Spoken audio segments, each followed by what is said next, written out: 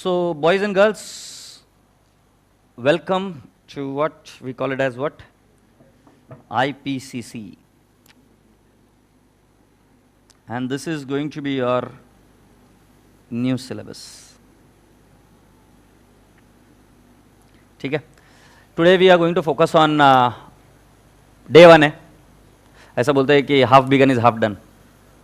Half begun नहीं, well begun is half done. माँ कसम. So well begun is half done, isn't it? So let's see कि तुमको पढ़ाई करनी कैसे है, क्या इम्पैक्ट रहेगा, क्या छोटी सी गलती का इम्पैक्ट रहेगा, राइट? अच्छा सभी बच्चे बताओ, वाटर कौन सी डिग्री पर बॉईल होता है? नालायक छोरी जल्दी से बता, कितने पे बॉईल होता है? 100 डिग्रीज पर. हाँ 100 पर पक्का? छोरी कितने पर होता है तेरा वाटर बॉईल? 100 पर होता है. कोई बच्चा है इधर जिसका वाटर 100 पर बॉईल नहीं होता है? सबका 100 पर बॉईल हो जाता है. बॉईल हो जाना मतलब क्या होता है? मेरे को नहीं समझा. बॉईल होता मतलब क्या होता है? झंडू बाम. बॉईल होता मतलब उबाला आता. और क्या होता है बॉईल करना मतलब क्या होता है? हाँ, you getting my point. It transforms into a new variety, it transforms into a new self. समझ में आया कि नहीं? आज तुम सब लोग इक्वल हो के नहीं इधर क्लास में बैठे हुए, सब लोग इक्वल हो. सीपीटी क्रॉस हो गया है, पास हो गया है, फर्क नहीं पड़ता किसको कितने मार्क्स मिले. जिसको 100 भी मिला वो भी आईपीसीसी में. तुम ट्रांसफॉर्म हो गया है सीपीटी से आईपीसीसी. अब आईपीसीसी से तुम ट्रांसफॉर्म हो गए किसमें? फाइनल में. सीपीटी वाला रहा इजी था, आईपीसीसी वाला मुश्किल है थोड़ा. But the whole point was, जैसे वाटर 100 डिग्रीज पर ही बॉईल होगा, 99 डिग्रीज पर पानी पानी ही रहता है. It's just that it's hot water. It's just that hot water.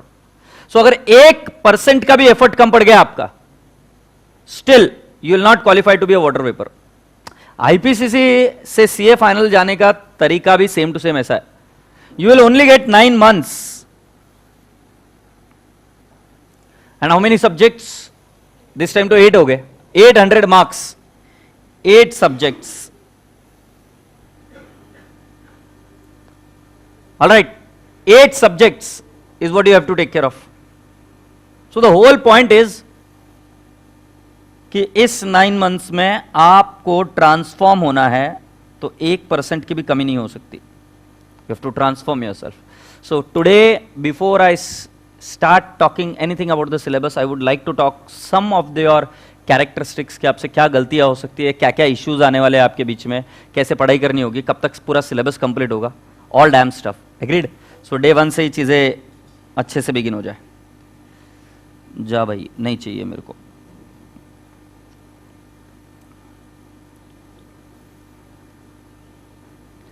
तो आपका मैंने सारा जो डेटा है उसको क्लासिफाई किया है 2 पार्ट में. One is how to prepare for IPCC and IPCC introduction.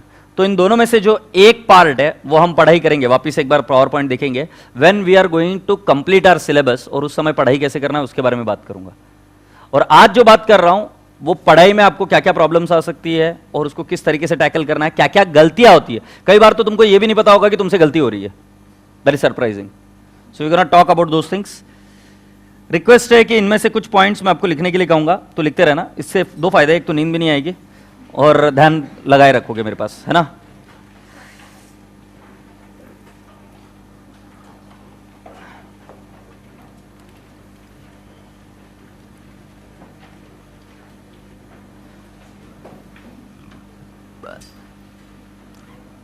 बाकी की चीज़ें तुमको बता दी हो गई होंगी बाकी की क्लासेस में, क्योंकि मुझे पता है आज का दिन ये होता है कि हर एक क्लास में आपको ज्ञान बांटा जाएगा कि क्या है आईपीसीसी वगैरह में. तो मैं ये कोशिश करके आया घर से कि मैं आपको जो रेगुलर ज्ञान है वो ना बांटूं और कोर मुद्दे की बातें करूं, क्योंकि तुम बहुत ज्ञान सुनकर आ चुके होंगे और सुनोगे आज दिन भर. So that is the reason I thought that I am not going to talk anything which is already spoken to you. So I will be little more scientific and you can have a common debate with me. I don't mind.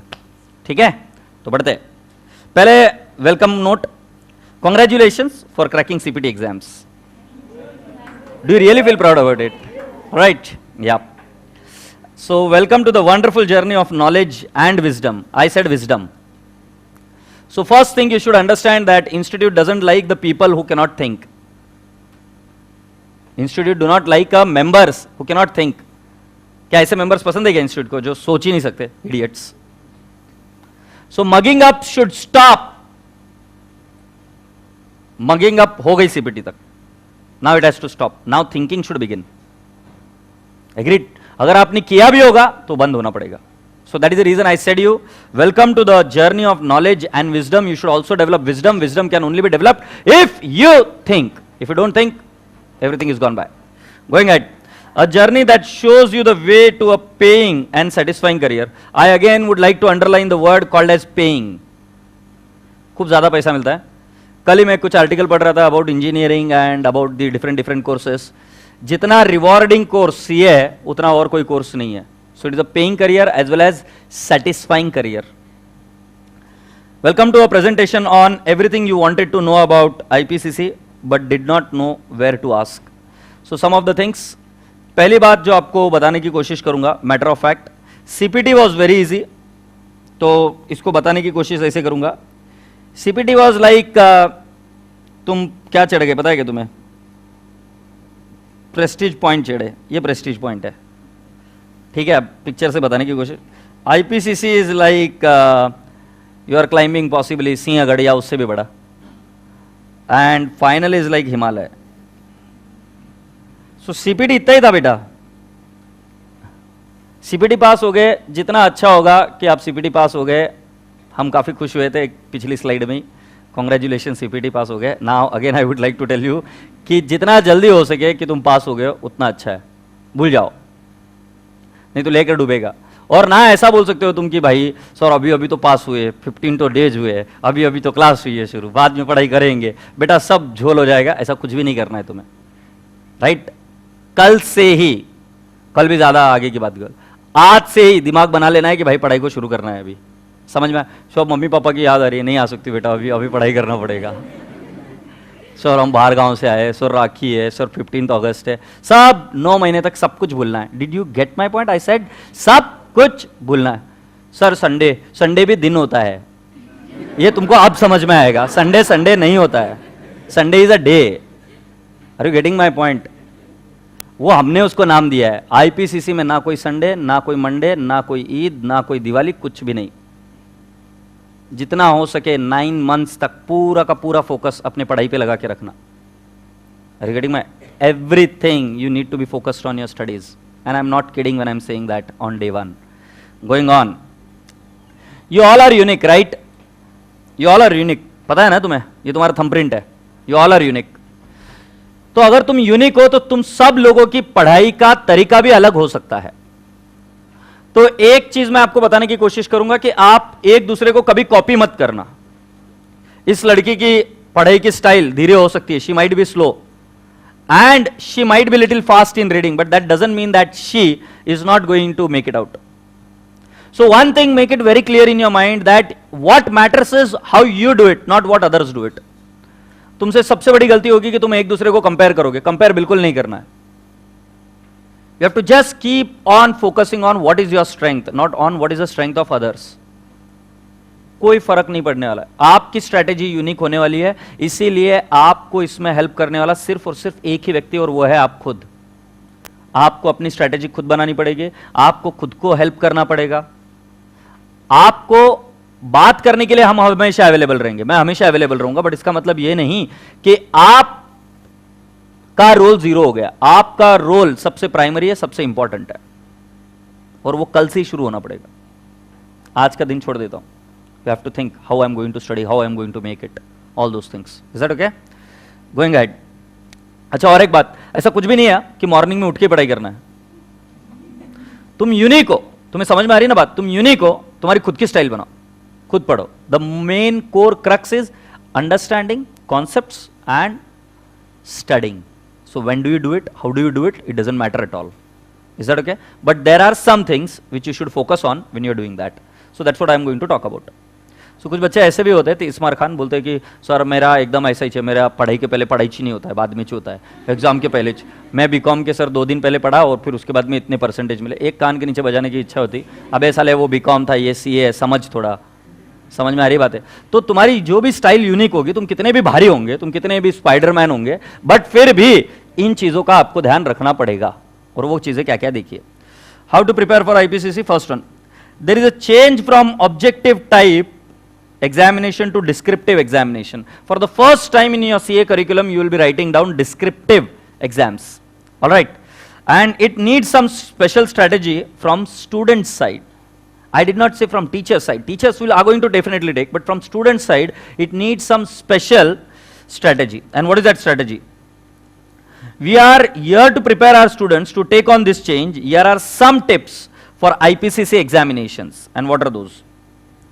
The first one is, we recommend the syllabus, we recommend the students to opt for both the groups due to the following. Now you'll ask me why? Why both groups?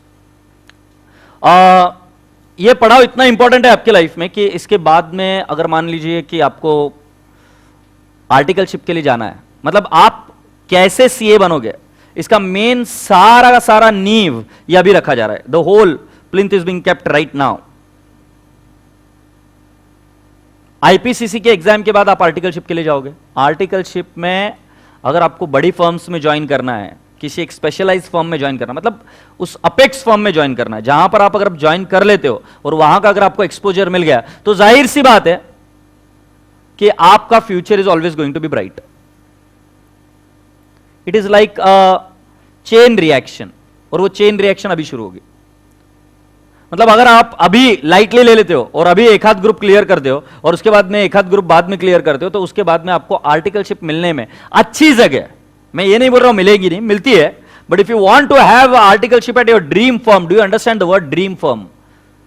Dream firm में अगर आपको articleship चाहिए, तो then you need to be, you know, the top class, and for that I will always recommend that you should crack both the groups.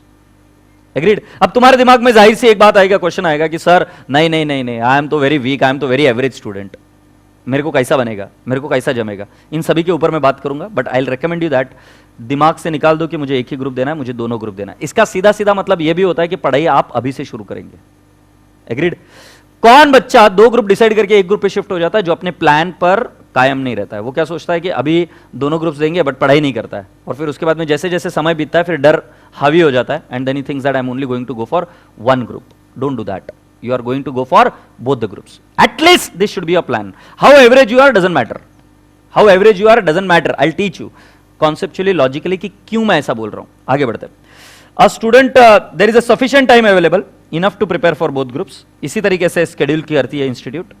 Next, a student will be totally free during articleship to acquire the practical experience and study for CA final course. पूरी की पूरी तरीके से आप free हो जाओगे. Agreed? After commencement of articleship, it may be difficult to find the time for group 2 preparation along with graduation and articleship. तीन चीजें रहेगी, एक group 2, एक articleship और एक graduation. Going ahead, if both groups are given simultaneously, student is benefited with the facility of set off. I'm sure आप सभी लोगों को आइडिया होगी set off क्या होता है. set off मतलब अगर एक ग्रुप में अगर आपको 200 मार्क्स से ज्यादा मिलते हैं, तो वो मार्क्स दूसरे ग्रुप के पासिंग के लिए कंसीडर किए जा सकते हैं. तो एक ग्रुप में अगर आपको मान लो 210 मार्क्स मिले और दूसरे ग्रुप में मान लीजिए आपको 190 मार्क्स मिले हैं, तो भी आप पास हो. That is called as set off. Set off off one group marks with other group marks. Going ahead, excess marks in one group will be set off against the lower marks in another group. That is set off is. A student should consider the ability to do hard work, capabilities, own skills, firmness, belief in self, etc. while taking the decision. So all I am trying to say, whether student should appear for both groups or group 1, it all depends upon what? It depends upon hard work. Now you tell me on what, whom does it depend? Does it depend on me or you? Definitely, right? So take responsibility. Next, capabilities.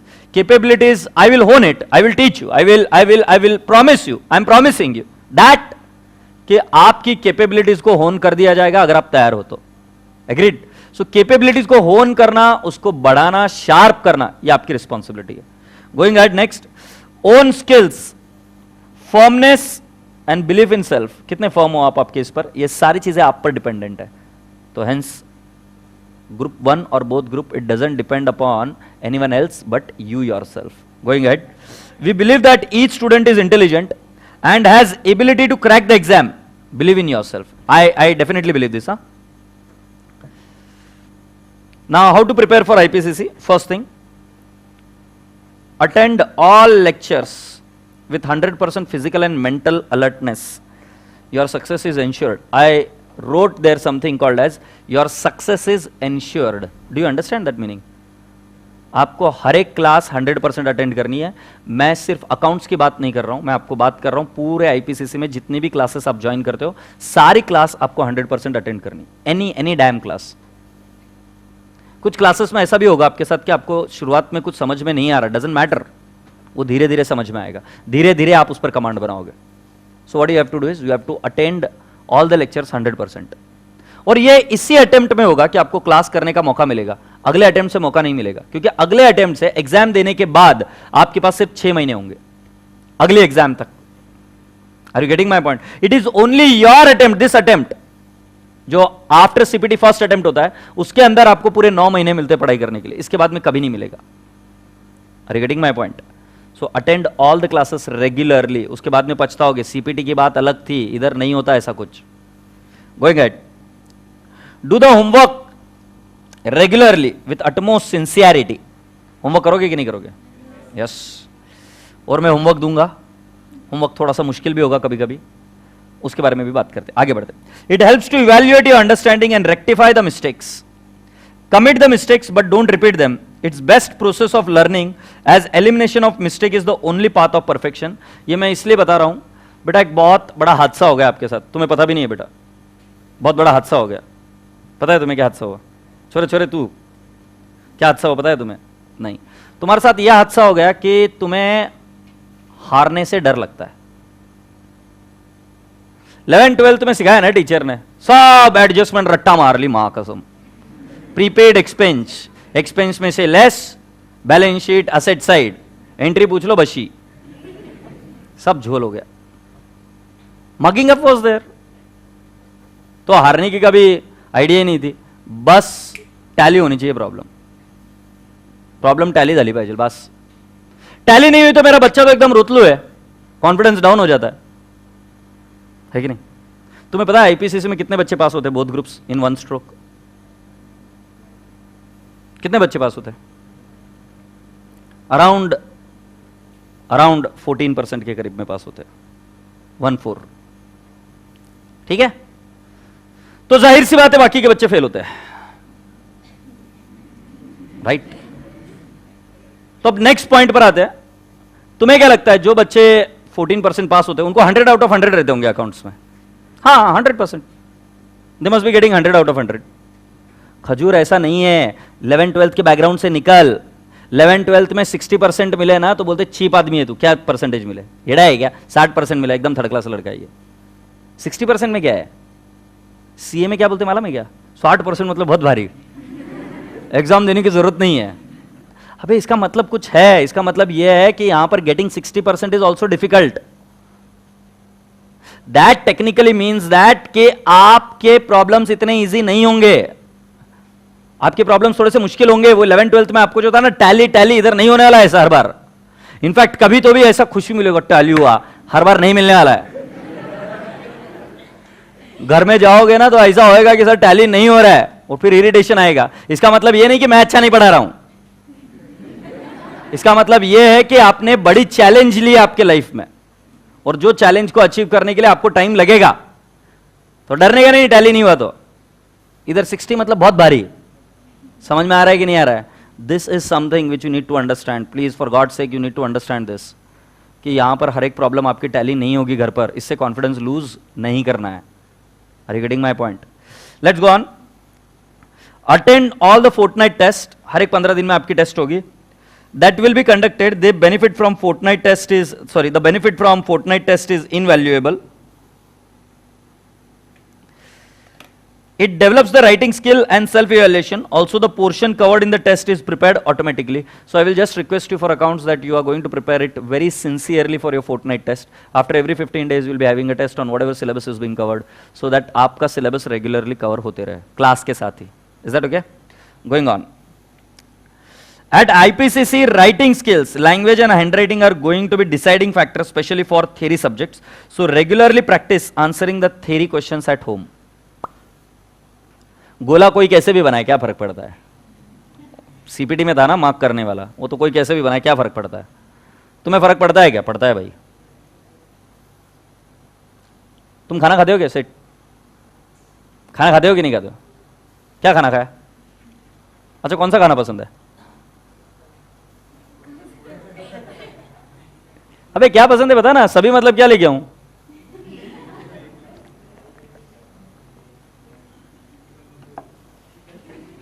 अरे बता ना क्या खाने को पसंद है तुझे? तो ऐसा लग रहा है जैसे किडनी मांग ली बे मैंने तेरी। अबे सिर्फ पूछ रहा हूँ खाने में क्या पसंद है यार।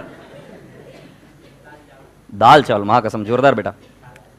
अब मुझे एक बात बता, दाल कैसी पसंद है? मतलब जिसको दाल बना दी और दिखने में अच्छी नहीं दिख रही तो खा लेता है क्या? मतलब दाल को एकदम सजाया हुआ है एकदम अच्छे से प्यार तरीके से, तुम्हें पता है ना? अच्छा नहीं, तुमने देखा है कि नहीं खाने को सजाते हैं? क्यों सजाते हुए? तुम्हें पता है तुम कैसे करते हो? तुम पहले आंखों से खाते हो, वाह यम्मी लग रहा है वे, और नहीं तो टेस्ट बाद में पता चलता है, पहले you have that urge of eating. So हमेशा जब एक एग्जामिनर आपका पेपर चेक करेगा ना, तो पहले पेपर दिख कैसा रहा है उसके बेसिस पर आपका एक जजमेंट बन जाता है, वो अंदर तो बाद में घुसता है। First impression is the last impression and you are more capable of surpassing your limits if you present it very well. अब कुछ बच्चे बोलेंगे सर हैंडराइटिंग तो बचपन से मेरी डेवलप हो गया है। नहीं नहीं वो ठीक है, तुम्हारी हैंडराइटिंग अगर खराब भी होगी ना थोड़ी बहुत 19-20 तो ठीक है, बट कुछ बच्चा नलायक ऐसा होता है कि जानबूझकर स्केल नहीं लेके आना, पेंसिल नहीं लेके आना, सही से नहीं लिखना, ये तो मूर्खता है ना, ये तो सरासर मूर्खता है। फास्ट लिखने की कोशिश नहीं करना, ये तो मूर्खता है। तुम्हारी हैंडराइटिंग क्या है उसको इंप्रूव करने के लिए मैं इतना पीछे नहीं पड़ा हूं, बट जो आपका हैंडराइटिंग है कम से कम उसको तो अच्छे से प्रेजेंट करो। अगर तुम क्लास में बिना स्केल के आ गए, बिना पेंसिल के आ गए, तो मैं इसको अकाउंट्स की इंसल्ट मानूंगा, और अकाउंट्स की इंसल्ट मतलब मेरी इंसल्ट, और फिर मैं तुम्हें छोड़ूंगा नहीं। बात समझ में आई तुम्हें? You need to bring your skills, you need to bring your pencils, क्योंकि मैं क्लास में वो हैबिट कराऊंगा आपको फास्ट लिखने की और हर एक चीज ड्रॉ कर कर रेडी होने की। जितना आप अच्छा लिखोगे उतना अच्छा प्रोग्रेस का मौका बनता है कि नहीं है? और तुम खुद बताओ, तुम खुद पेपर चेकर हो, एग्जामिनर हो, तुम क्या करोगे? कौन से पेपर को मार्क्स दोगे? 2 में से 1 ही पास होना है, जाहिर सी बात है 100 में से 14 पास होने। अब 14 पास होने हैं तो तुम मुझे बताओ तुम किसको पास करने की कोशिश करोगे? दोनों ने बराबर लिखा है, एक ने अच्छे प्रेजेंटेशन के साथ में लिखा है और एक ने खराब प्रेजेंटेशन के साथ में लिखा है। अच्छे प्रेजेंट, कॉमन सेंस है। अच्छा दूसरी और एक बात, आपको क्या लगता है ये प्रेजेंटेशन आप 30 मार्क खानो डायरेक्टली एग्जाम के दिन प्रेजेंट कर दोगे तो मुझे बकवास रीजन नहीं चलेगा कि सर मैं डायरेक्टली एग्जाम में अच्छा करता हूं, एक झापड़ लगाऊंगा ना, लाइक पहले अभी से कर। समझ में आ रहा है कि नहीं आ रहा है? यस खरबूजे, आगे बढ़े। Complete the self study, sorry, prepare the detailed study plan considering the number of pages to be read. The study plan should aim at covering the entire syllabus at least 1 month before the examination. 1 month spent in planning saves 10 minutes in implementation. अगर आपको पता है कि कैसे implement करना है, planning है आपके पास, तो ज्यादा बेहतर है। So this is 1000% return on time spent. तो मैं आपको हमेशा बताऊंगा कि प्लानिंग फेल होने दो, बट हमेशा प्लान करो, कभी ना कभी आपकी प्लानिंग सक्सेसफुल होने लग जाएगी। So I will request you all to plan it properly. अच्छा इसके बारे में हम वापस बात करेंगे जब हम पीएल के बारे में बात करेंगे सेकंड पीपीटी में। अभी के लिए इतना ही है कि आपको प्लान करना है, तो शुरुआत से भी प्लान करना शुरू करो कि कैसे कंप्लीट होगा वगैरह वगैरह। Without plan nothing is going to achieve, तो प्लान करो। अच्छा प्लान फेल होते क्या होते? प्लान बनते इसलिए कि फेल हो जाए, बहुत कम प्लान एग्जीक्यूट हो पाते। नहीं बॉयज तो कितने सारे प्लान बनाते हैं ना, ये बच्चा बेचारा सीपीटी से प्लान बना, नहीं होते यार हर एक एग्जीक्यूट। कल को मामा बनेगा बनेगा बनेगा, क्या फर्क है उसमें? प्लान फेल होने के लिए होते हैं, क्या फर्क पड़ता है? Are you getting my point? चलते आगे। इसका मतलब ये थोड़ी ना कि प्लान करना छोड़ देता है। आगे बढ़ते। Complete the self study of chapter as soon as the chapter is over in the class. Don't create any backlogs. Eat slowly and digest perfectly. If you eat in 1 day you are going to have a problem, है कि नहीं? तो एक चीज यहां पर थोड़ी सी गड़बड़ हो जाएगी। Complete the self study of chapter as soon as the chapter is over in the class. इसका मतलब यह है कि क्लास खत्म होने के बाद में उसका रिवीजन करो। इसका मतलब यह नहीं कि 10 दिन चैप्टर चल रहा है तो उसके बाद में आप बैठोगे, नहीं, जो कुछ भी चल रहा है वो कंप्लीट करते जाओ। Is that okay? Going on. Prepare a book of highlights. What you have to prepare? Prepare a book of highlights. Now write it down. Prepare a book of highlights.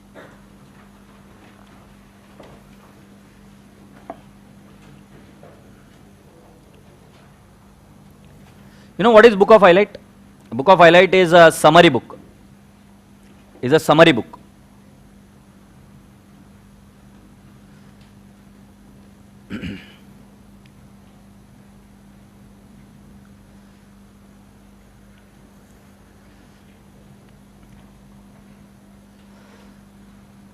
इसमें उस चैप्टर के क्या क्या important parts है वो आपको highlight कर कर लिखने हैं हर एक सब्जेक्ट के लिए, अगर हो सके तो। अकाउंट्स के लिए तो करना ही है, बट साथ साथ if it is possible you have to do it for every subject.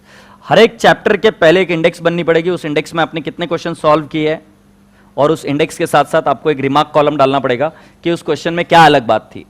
देखो सीधी सी बात है, रिलायंस इंडस्ट्रीज का टर्नओवर कितना है, किसी को आइडिया? अच्छा, प्रॉफिट कितना है ये बता दो। Recently they had a profit of 15,000 crore for a quarter. समझते हो क्वार्टर? अच्छा, तुम समझते हो अच्छे से। 3 महीने, उस क्वार्टर में उनका प्रॉफिट था 15,000 करोड़। तुम्हें पता है जियो का इन्वेस्टमेंट कितना है? कितना है? 1 लाख करोड़। 1 लाख लिखो, उसके आगे करोड़ के numbers. 1 lakh crore. Are you getting my point? Sir क्या समझाने की कोशिश कर रहे हो? मैं बात इतनी सी बताने की कोशिश कर रहा हूं, कितनी न्यूमरस ट्रांजैक्शंस होती होगी, बट लास्ट में उसको कंसाइज करके समराइज कर वो भी फाइनेंशियल स्टेटमेंट से बनाते हैं। लास्ट में जो बुक बनती है 200-300 पन्ने की बुक बनती है, मगर ट्रांजैक्शंस अगर देखेंगे तो ट्रक भर से ज्यादा बुक्स भर जाएगी। उसको कंसाइज कर 200-300 पेजेस पे लेके आया जाता है, जिसके बेसिस पर एनालिसिस होती है, इंटरप्रिटेशन होता है। तो अगर आपको एग्जाम में सक्सेसफुल होना है तो आपके पास ऐसी कोई एक शीट होनी जरूरी है, which is a summarise sheet of whatever you have studied. इससे रिविजन फास्ट होता है। So book of highlight is must. Is that okay? Going ahead, at IPCC past examination questions are available. Most of the question will be covered in the class. Go through those questions to develop the self confidence. So practice makes the man perfect. That is the reason you have to go through the exam question bank as well. Remember, one of the major reason for the students to fail is not because they have not studied, not because they are not sincere. जाहिर सी बात है, पूरे साल भर तक बेचारा बच्चा class attend करता है तो सिंसियर तो है ही है। वो फेल इसलिए होता है क्योंकि वो प्रैक्टिस कर नहीं जाता है। तो आप सभी लोगों से रिक्वेस्ट है कि आपको पास्ट एग्जाम क्वेश्चन बैंक को भी देखना पड़ेगा। Going on, do appear in mock test series conducted at the end. It helps in understanding your weak points and gives scope for improvement. Class के खत्म होने के वक्त आपकी मॉक टेस्ट होगी, विच इज फॉर 100 मार्क्स और सो। Do attend that. उसके लिए प्रिपरेशन आज से ही शुरू हो, इसलिए मैं आपको ये बता रहा हूँ। नहीं तो अब तुम बोलोगे कि सर मैंने प्रिपरेशन किया ही नहीं, अब मैं मॉक टेस्ट नहीं दूंगा, मुझे डर लगता है, मेरे को बीमारी हो रही है, मेरे को प्रॉब्लम है, फलाना ढिंगड़ा अमका ढमका टमका। आज ही बता के रख रहा हूँ कि आपको मॉक टेस्ट पेपर देना है तो प्रिपरेशन आज से ही चाहिए, उस समय नहीं हो पाएगी। एग्रीड? और मॉक टेस्ट पेपर देने से जो कॉन्फिडेंस बढ़ेगा, मां कसम तोड़ने के लिए तैयार हो जाओगे। जाहिर सी बात है, एक बच्चे ने प्रैक्टिस की, एक बच्चे ने प्रैक्टिस नहीं की, इसका कॉन्फिडेंस बढ़ने वाला है, सीधी सी बात है। सो मॉक टेस्ट पेपर के लिए आपको प्रिपरेशन अभी से रखनी है, फोर्टनाइट टेस्ट देनी है, जिससे कि आपका कॉन्फिडेंस बढ़ता रहेगा। गोइंग ऑन नाउ, यहां से मैं अभी कुछ इंटरेस्टिंग बातें शुरू करने वाला हूं। It is not related to studies, it is related to you, who are you, how it is. ठीक है? अच्छा मुझे एक बात बताओ, अरे छोरे तू ऐसा बैठा हुआ, अच्छा क्लास में ऐसा बैठना अलाउड नहीं है, मेरी इरेक्ट बैठना पड़ता है। छोरे तेरा नाम क्या है? शुभम। तू फूड डाइजेस्ट करता है क्या? किसने सिखाया? हाँ, क्या बात कर रहा है, इतना मैजिकल है? मतलब खाना खाता है? क्या खाता है तू? नॉन वेज खाता है?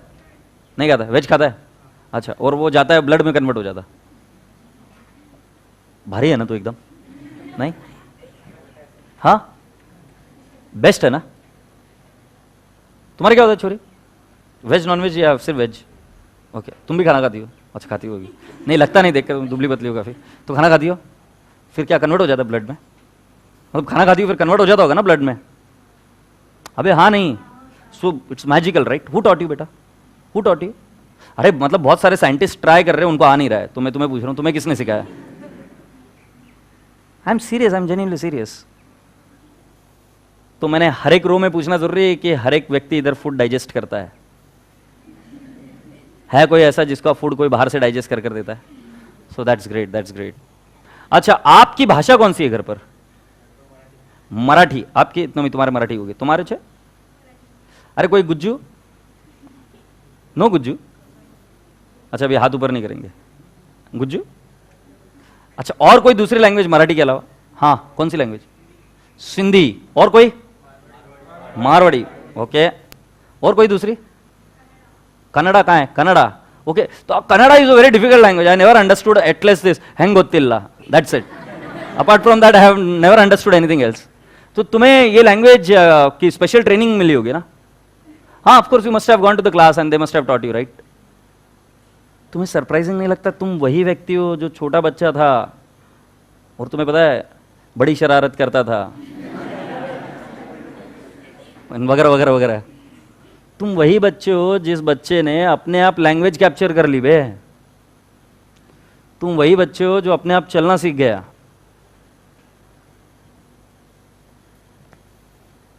तुमको मिरेकल नहीं लगता अगर आज तुझे बैठकर मैं कोई नई लैंग्वेज सिखाऊं? फ्रेंच सीख जाएगी ना एकदम, फर फर फर फर फर फर बोलेगी। अबे जब कुछ भी नहीं आता तब तुम सीख गए थे रे, और कितना फास्ट सीखे थे। मजाक है क्या? तुम वही आदमी हो, वही इंसान हो, बस बड़ा हो गया थोड़ा सा। पहले तुम्हारे पास ब्रेन भी छोटा था, छोटे ब्रेन छोटा रहा होगा ना, अभी तो बड़ा भी हो गया है, पता नहीं यूज करते हो कि नहीं। So I am going to today talk about your brain, bloody damn it your brain. उसके साथ किस तरीके से अत्याचार हुआ और किस तरीके से तुम उसको भूलने लगे, ये क्या लफड़ा हुआ। तो आज मैं तुम्हारे को ब्रेन के बारे में कुछ चीजें बताऊंगा कि क्या लफड़ा होता है, क्या नोइंगली अनोइंगली आपसे गलतियां होती रहती है। So I am going to be very very very scientific right now. I am not going to talk about anything rubbish but being scientific. Is that okay? So here are we. I am asking you, do you know who is Sudha Chandran? Who is she? Sudha Chandran को जानते हो आप? कौन है Sudha Chandran? Dancer है। अच्छा, क्या खास बात थी इन डांसर इसकी? उसको एक पैर नहीं था। मतलब सुधा चंद्रन जिसको नी के नीचे एक पैर नहीं था, नहीं था, and she was a very good dancer. मुझे समझ में नहीं यार कैसे डांस कर लिया। मैं डांस करके दिखाऊं? आई मीन तुम डांस भूल जाओगे बे। अपने अभी आएगा गणपति, देखना दोनों पैर हट्टे कट्टे सांड के सांड और ऐसे नाचते कि मां कसम, बाप रे बाप। अब खतरनाक नाचते हैं यार। अब क्या है ऐसा, कुछ समझ में नहीं आया। वो डांस कर गई जिसका पैर नहीं है, वो डांस कर गई। एक ऐसी लड़की एवरेस्ट चढ़ जाती है जिसका एक पैर नहीं। और ऐसे कई सारे बच्चे इधर क्लास में बैठे हो जिनको सिंहगढ़ चढ़ा दो बीच में, मैं जा रहा हूं, मैं जा रहा हूं। I am sometimes surprised. होता कैसे ऐसा, तुम्हें नहीं लगता सरप्राइजिंग है? तो सुधा चंद्रन अगर ये कर सकती है तो ऐसी क्या चीज है जिसकी वजह से वो कर पाई? अगर महेंद्र सिंह धोनी विदाउट ग्राउंड के अगर सीख सकता है क्रिकेट, तो ऐसी क्या बात है जिसकी वजह से वो सीख गया? एकलव्य जब गुरु नहीं भी होता है सामने तो भी बाण चलाना सीख जाता है, और उसका निशाना इतना जबरदस्त कि वो धुरंधर को परास्त कर देता है। ऐसी क्या बात है? समझनी तो पड़ेगी ना। Are getting my point? So what is difficult, CA और dancing without one leg? So you all agree with that, right? Ki dancing without one leg is more difficult. So CA is definitely going to be more simpler than what it is. Is that okay? So let's go on. The only thing existing in this world from start to end is input, process, output. और कुछ भी नहीं है। तुम्हारा नसीब खराब है? मैं पूछ रहा हूं बस। तुम छोरी ऐसे बैठी हो, हाँ, नसीब खराब है? नहीं खराब है, ओके गुड। अच्छा, नसीब के बारे में खास बातें सुनी तुमने? तुमको ऐसा बोला इसका तो नसीब ही खराब है इसलिए इसके साथ ऐसा हुआ। अबे झंडूबाम, इनपुट प्रोसेस आउटपुट, मतलब वो क्या बोल, इसका तो नसीब खराब है इसलिए ऐसा हुआ। मतलब हर एक व्यक्ति नसीब के बारे में बात, अच्छा तो फिर उस नसीब को क्या करूं? उसको रेक्टिफाई कर सकते, पूजा करो, हवन करो। कमाल है यार। तुम्हारे साथ ऐसा क्यों हुआ? पुराने जन्म के पाप। देखो, इनपुट प्रोसेस आउटपुट, इसके साथ क्यों आया ऐसा आउटपुट क्यों आया? क्योंकि पुराने जन्म के पाप। अबे हर एक चीज को सिस्टम में बांधने की कोशिश की है। बारिश क्यों होती है? बस अच्छा लगता है इसलिए। फिर बारिश क्यों होती है? Input process output. Anything in this world if you want to understand is a system which is input, process and output. Without input, process, output, it doesn't function. So similarly, this fan is running, no magic, it is input, process, output. Are you getting my point? Everything, every damn stuff is working on the basis of input, process and output. If you put up a wrong input, then the output will also be wrong. Now let me go ahead and tell you. Suppose अगर मान लो अगर किसी पेड़ में problem हो गई, right, पेड़ अच्छे से उग नहीं रहा है, तो तुम क्या करोगे? उसको पानी कहां पे दोगे? पत्तों को पानी दोगे या रूट्स को? Roots talk about what? There is where the input is. If you feed the input right, then you get the output right. Yes or no? So that's what I'm going to talk. Here it is. तो अगर ये पेड़ खराब हो गया तो तुम पानी कहां पे दोगे? Roots को. Absolutely right. Where will you water it? You are going to water it at roots. So can I now, before teaching you, talk about your roots? कि कैसे होता है तुम्हारे ब्रेन में, होता क्या पता है तुम्हारे ब्रेन में खतरनाक वाला केमिकल लोचा है. Here it is. How your brain learns and remembers, ये समझना जरूरी है. तुम्हारा ब्रेन समझता कैसे है और याद कैसे रखता है, बहुत भारी है, खतरनाक. किसी के पास एक पेपर है? शाबाश, बस एक फट गया. हाँ, सपोज मान लो इस पेपर पर कुछ इंफॉर्मेशन लिखी हुई है. तुम्हारा ब्रेन क्या करता है मैं ये बता रहा हूं. इस पेपर पर कुछ इंफॉर्मेशन लिखी हुई है पूरी की पूरी, ठीक है. ये information as it is brain में सेव नहीं होती. तुम्हें पता है कैसे सेव होती है?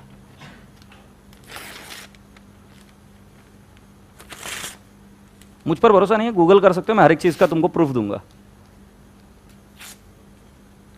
मैं बिल्कुल मजाक नहीं कर, सॉरी हाँ मैं बिल्कुल मजाक नहीं कर रहा हूं. इस पेपर को अपना ब्रेन इस तरीके से डिवाइड कर कर सेव करता है. इस तरीके से ये सेव अलग अलग जगह पे सेव हो गया. और जब आपको इंफॉर्मेशन वापस चाहिए होती है तो वापस उनको कनेक्ट कर कर इंफॉर्मेशन देता है. तुम बोलोगे सर काई को इतना मगजमारी करता है? एक बार क्लिक करते ही ओपन हो जाने को ना. इसीलिए तो ऐसा होता है ना तुम्हारे साथ कि इतना खजूर रहता अंदर वाला आदमी, वो क्या है पता नहीं, वो बोलता है इस छोरी को मैंने देखा है पर नाम याद नहीं आ रहा है. मेरे को बहुत गुस्सा आता था पहले कि लड़की को देखा है मगर नाम नहीं याद आ रहा और वो अपने पास स्माइल दे रही है. मेरे को बहुत गुस्सा आता था. अबे मैं बोला खजूर साले तेरे को अगर ये याद है कि इसको देखा है तो नाम भी बता दे यार. नहीं, तुमको नहीं लगता इरिटेटिंग नहीं है ये? If you can remember that you have seen her or you have seen him, then can't you tell his name? नाम भी बता दे वे. झोल क्या पता है क्या? वो एक्चुअली इंफॉर्मेशन को दो अलग अलग जगह पे सेव करता है. अब इसके ऊपर चर्चा करने में कोई पॉइंट नहीं है कि ऐसा क्यों है. आज मेरा पूरा डिस्कशन आईपीसीसी पर फोकस्ड है, बट ऐसा करना भगवान का सबसे बड़ा अजूबा था जिसके वजह से आपकी सेल्फ लर्निंग प्रोसेस डेवलप हुई. तो बहुत ज्यादा जरूरी था. हम मैकेनिकल नहीं है. जैसे मैं इस वुड को टच करता हूं ना तो मैं इसको कंपेयर कर सकता हूं कि ऐसी और कौन सी चीज है. तो ब्रेन क्या करता है कि जितनी भी इंफॉर्मेशन है ना उसके अलग अलग कैरेक्टरिस्टिक्स को अलग अलग जगह सेव करता है. इसके वजह से हमारी सेल्फ लर्निंग प्रोसेस शुरू हो जाती है. इसीलिए हम बोलते हैं एज सॉफ्ट एज रैबिट, क्योंकि I am able to compare it. मैं सिर्फ रैबिट का डेटा सेव नहीं करता हूं, मैं उसके डेटा को अलग अलग तरीके से सेव करके रखता हूं. यह सबसे बड़ी बेनिफिशियल चीज हुई हमारे लिए कि हम कनेक्ट कर सकते हैं चीजों को अलग अलग जगह पे. That becomes a self learning process. So that was really great. So brain कैसे सेव करता पता चला. मतलब मैं तुमको पढ़ाऊंगा अभी अकाउंट्स, तो क्या होगा? तुम्हारा ब्रेन अंदर जाएगा, उसको तोड़ेगा जो मैं सिखाऊंगा उसको, और इधर उधर डाल देगा. कहां डालता है पता है तुम्हें? उसको कहते हैं न्यूरॉन्स. क्या कहते हैं? न्यूरॉन्स. तुम्हारे अंदर बहुत सारे न्यूरॉन्स है, किसी के अंदर कमी नहीं है, तुम्हारे अंदर भी कमी नहीं है, सबके अंदर भरपूर मात्रा में है. जैसे आप डाइजेस्ट करते हो वैसे न्यूरॉन्स है. Agreed? So let me take you है. So what happens inside your brain? Brain friendly ways to learn better. How homework helps your brain and how emotions affects learning and memory. So this is all what I'm going to talk right now. So ये रहा chemical लोचा. देखिए ये आपके brain के sales है, दिख रहा है ये वाला? ये आपके ब्रेन के सेल्स है, इसको न्यूरॉन्स बोलते हैं. उससे ब्रांचेस बाहर निकलती है. ये आपका ब्रेन है. ब्रेन में अगर आप देखोगे तो देयर इज सम लाइट ऐसे दिखता है. आप कभी भी देखना कोई भी टेलीविजन पर, तो ब्रेन का अंदर का पिक्चर जब भी बताएंगे ना तो उसमें से स्पार्क निकलते ऐसे दिखाते हैं. एक्चुअली ऐसे ही होता है. एक्चुअली ऐसे ही होता है. Going ahead, brain cells are called as neurons. You are born with at least 100 billion neurons. Dendrites, fibers grow out of a neurons when you listen to, write about or talk about, practice something. तो एक छोटा सा video देखेंगे इस पर. What is neuron? Okay, try करता हूं, internet चलता है क्या. Welcome to 2-Minute Neuroscience, where I simplistically explain neuroscience topics in 2 minutes or less. In this installment, I will discuss the neuron. This is a brain. Estimates vary, but right now the best guess seems to be that our brains contain around 85 billion neurons. The neuron is a nerve cell, and it's the primary functional unit of the nervous system. This is a generic image of a neuron.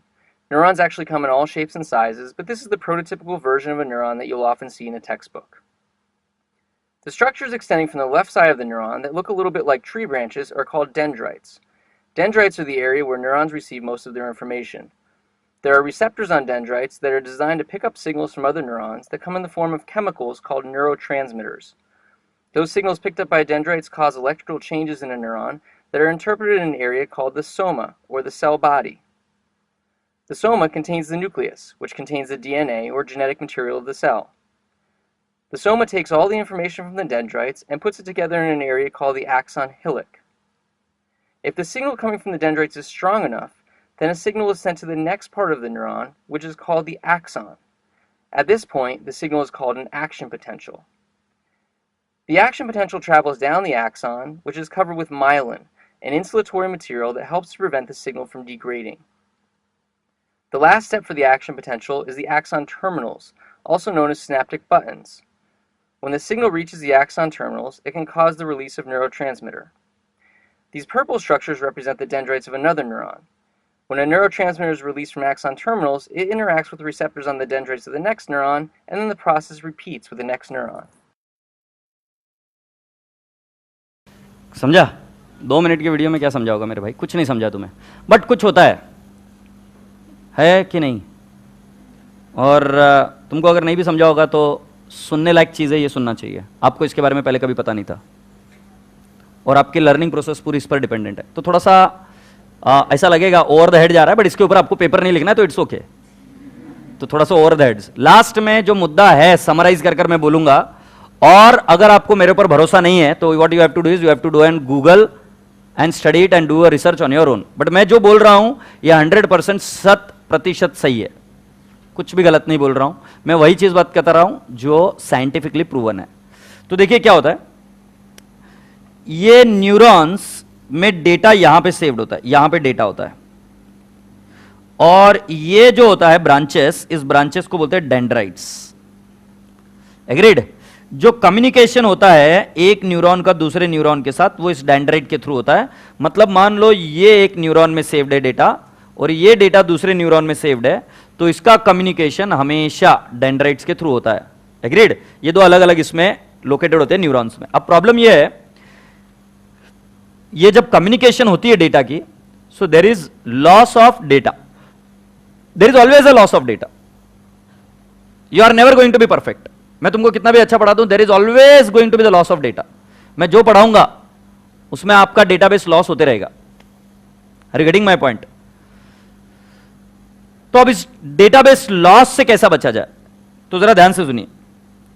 Neurons know how to grow dendrites just like a stomach knows how to digest foods. मतलब जैसे मैंने कहा ना कि आपका stomach को किसी ने सिखाया क्या फूड कैसे डाइजेस्ट करना? No one. So similarly brain क्या ग्रो करता है? न्यूरॉन से dendrites. Learning is equal to growth of dendrites. मतलब सचिन तेंदुलकर का जो बैटिंग का परफॉर्मेंस है, आपने देखा वो कि बॉल फेंकते साथ ही कौन सी स्पीड से आ रहा है, वो इतना फास्ट जजमेंट लेते हैं कि उसके बाद में बैट घुमाए और बराबर 4 जाता है। It's not a magic, it's not a what I can say small thing, it's as good as like close to magic. But you know what happened in the brain of Sachin Tendulkar is that for that particular activity the dendrites have grown very strong. जब किसी के हाथ piano पर चलते हैं, जब कोई dance के मूव में छलांग लगाता है और बराबर लैंड करता है, तो उस एक्टिविटी में उसके डेंड्राइट्स एकदम स्ट्रांग हो गए हैं। मतलब एक व्यक्ति वो काम नहीं कर सकता, दूसरा व्यक्ति वो काम कर सकता है। उस दोनों के बीच में फर्क इतना ही है कि उस व्यक्ति ने जिसके अंदर ये सब चीजें चल रही, उसके डेंड्राइट्स ग्रो हो गए, स्ट्रांग हो गए, उसमें से डेटा लॉस बहुत कम है, जिसकी वजह से वो काम विद परफेक्शन कर पाता है। एक डॉक्टर इतनी माइन्यूट चीजों को इतने ध्यान से ऑपरेशन कर लेता है क्योंकि उसके डेंड्राइट्स ग्रो हो चुके हैं उस एरिया में। Are you getting what I am trying to tell you? That comes naturally to you.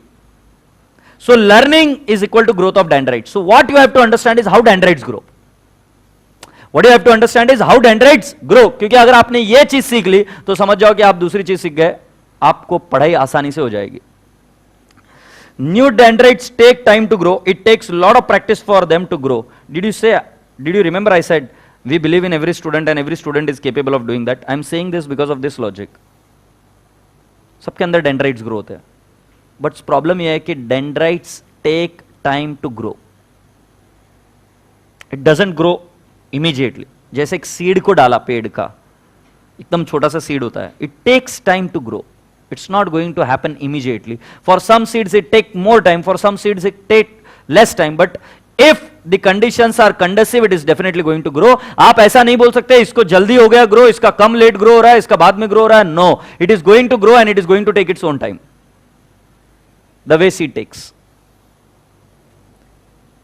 आप यूनिक हो, ये बात ध्यान में रखना. तो इसलिए आपके लिए वो तरीका अलग होगा, उसको ग्रो होने में शायद टाइम लग जाए. आगे बढ़ते हैं. When two dendrites grow close together, a contact point is formed. A small gap at the contact point is called as synapse. Messages are sent from one neuron to another as an electrical signal which travels across synapse. मतलब क्या होता है, ये देख पा रहे हो यहाँ पे गैप है, ये एक न्यूरॉन है और ये एक न्यूरॉन है, इसके यहाँ पर ये ब्रांचेस डेंड्राइट्स बन गई है और इस ब्रांचेस दो क्लोज आ जाती है. और जब ये दो ब्रांचेस क्लोज आ जाती है इसका मतलब यहां पर कम्युनिकेशन एस्टैब्लिश हो सकता है. तो होता क्या है कि आपके बहुत सारे डेंड्राइट्स ग्रो होते हैं और वो कब ग्रो होते हैं वो मैं बताऊंगा. और वो क्या करते हैं, न्यूरॉन्स के एकदम नजदीक नजदीक आ जाते हैं उस स्केल सेट एक्टिविटी के. तो अब इनके बीच में कम्युनिकेशन बहुत फास्ट होता है, बट ये बीच में हमेशा गैप रहेगा. That means there is never going to be 100% transformation of the data. There is always going to be a loss of data. Always, it is by rule. There is going to be a loss of data. But आपको dendrites grow कर कर दूसरे dendrites के close लेके आना है so that there is communication of the data. Because CA course is all about what? मैं आपको ये लिख कर दे सकता हूं दावे के साथ में कि आपको समझ में नहीं आएगा, ऐसा हो ही नहीं सकता. प्रेस्टीज पॉइंट में जो भी क्लासेस है, हर एक क्लासेस में आपको इस तरीके से तो सिखाया जाता है कि आपके कॉन्सेप्ट्स क्लियर हो जाते हैं. बट प्रॉब्लम ये होती है कि उससे बाद में जो प्रोसेस है वो नहीं हो पाती, जिसकी वजह से डेंड्राइट्स क्लोज नहीं हो पाते और जिसकी वजह से डेटा कम्युनिकेट नहीं हो पाता.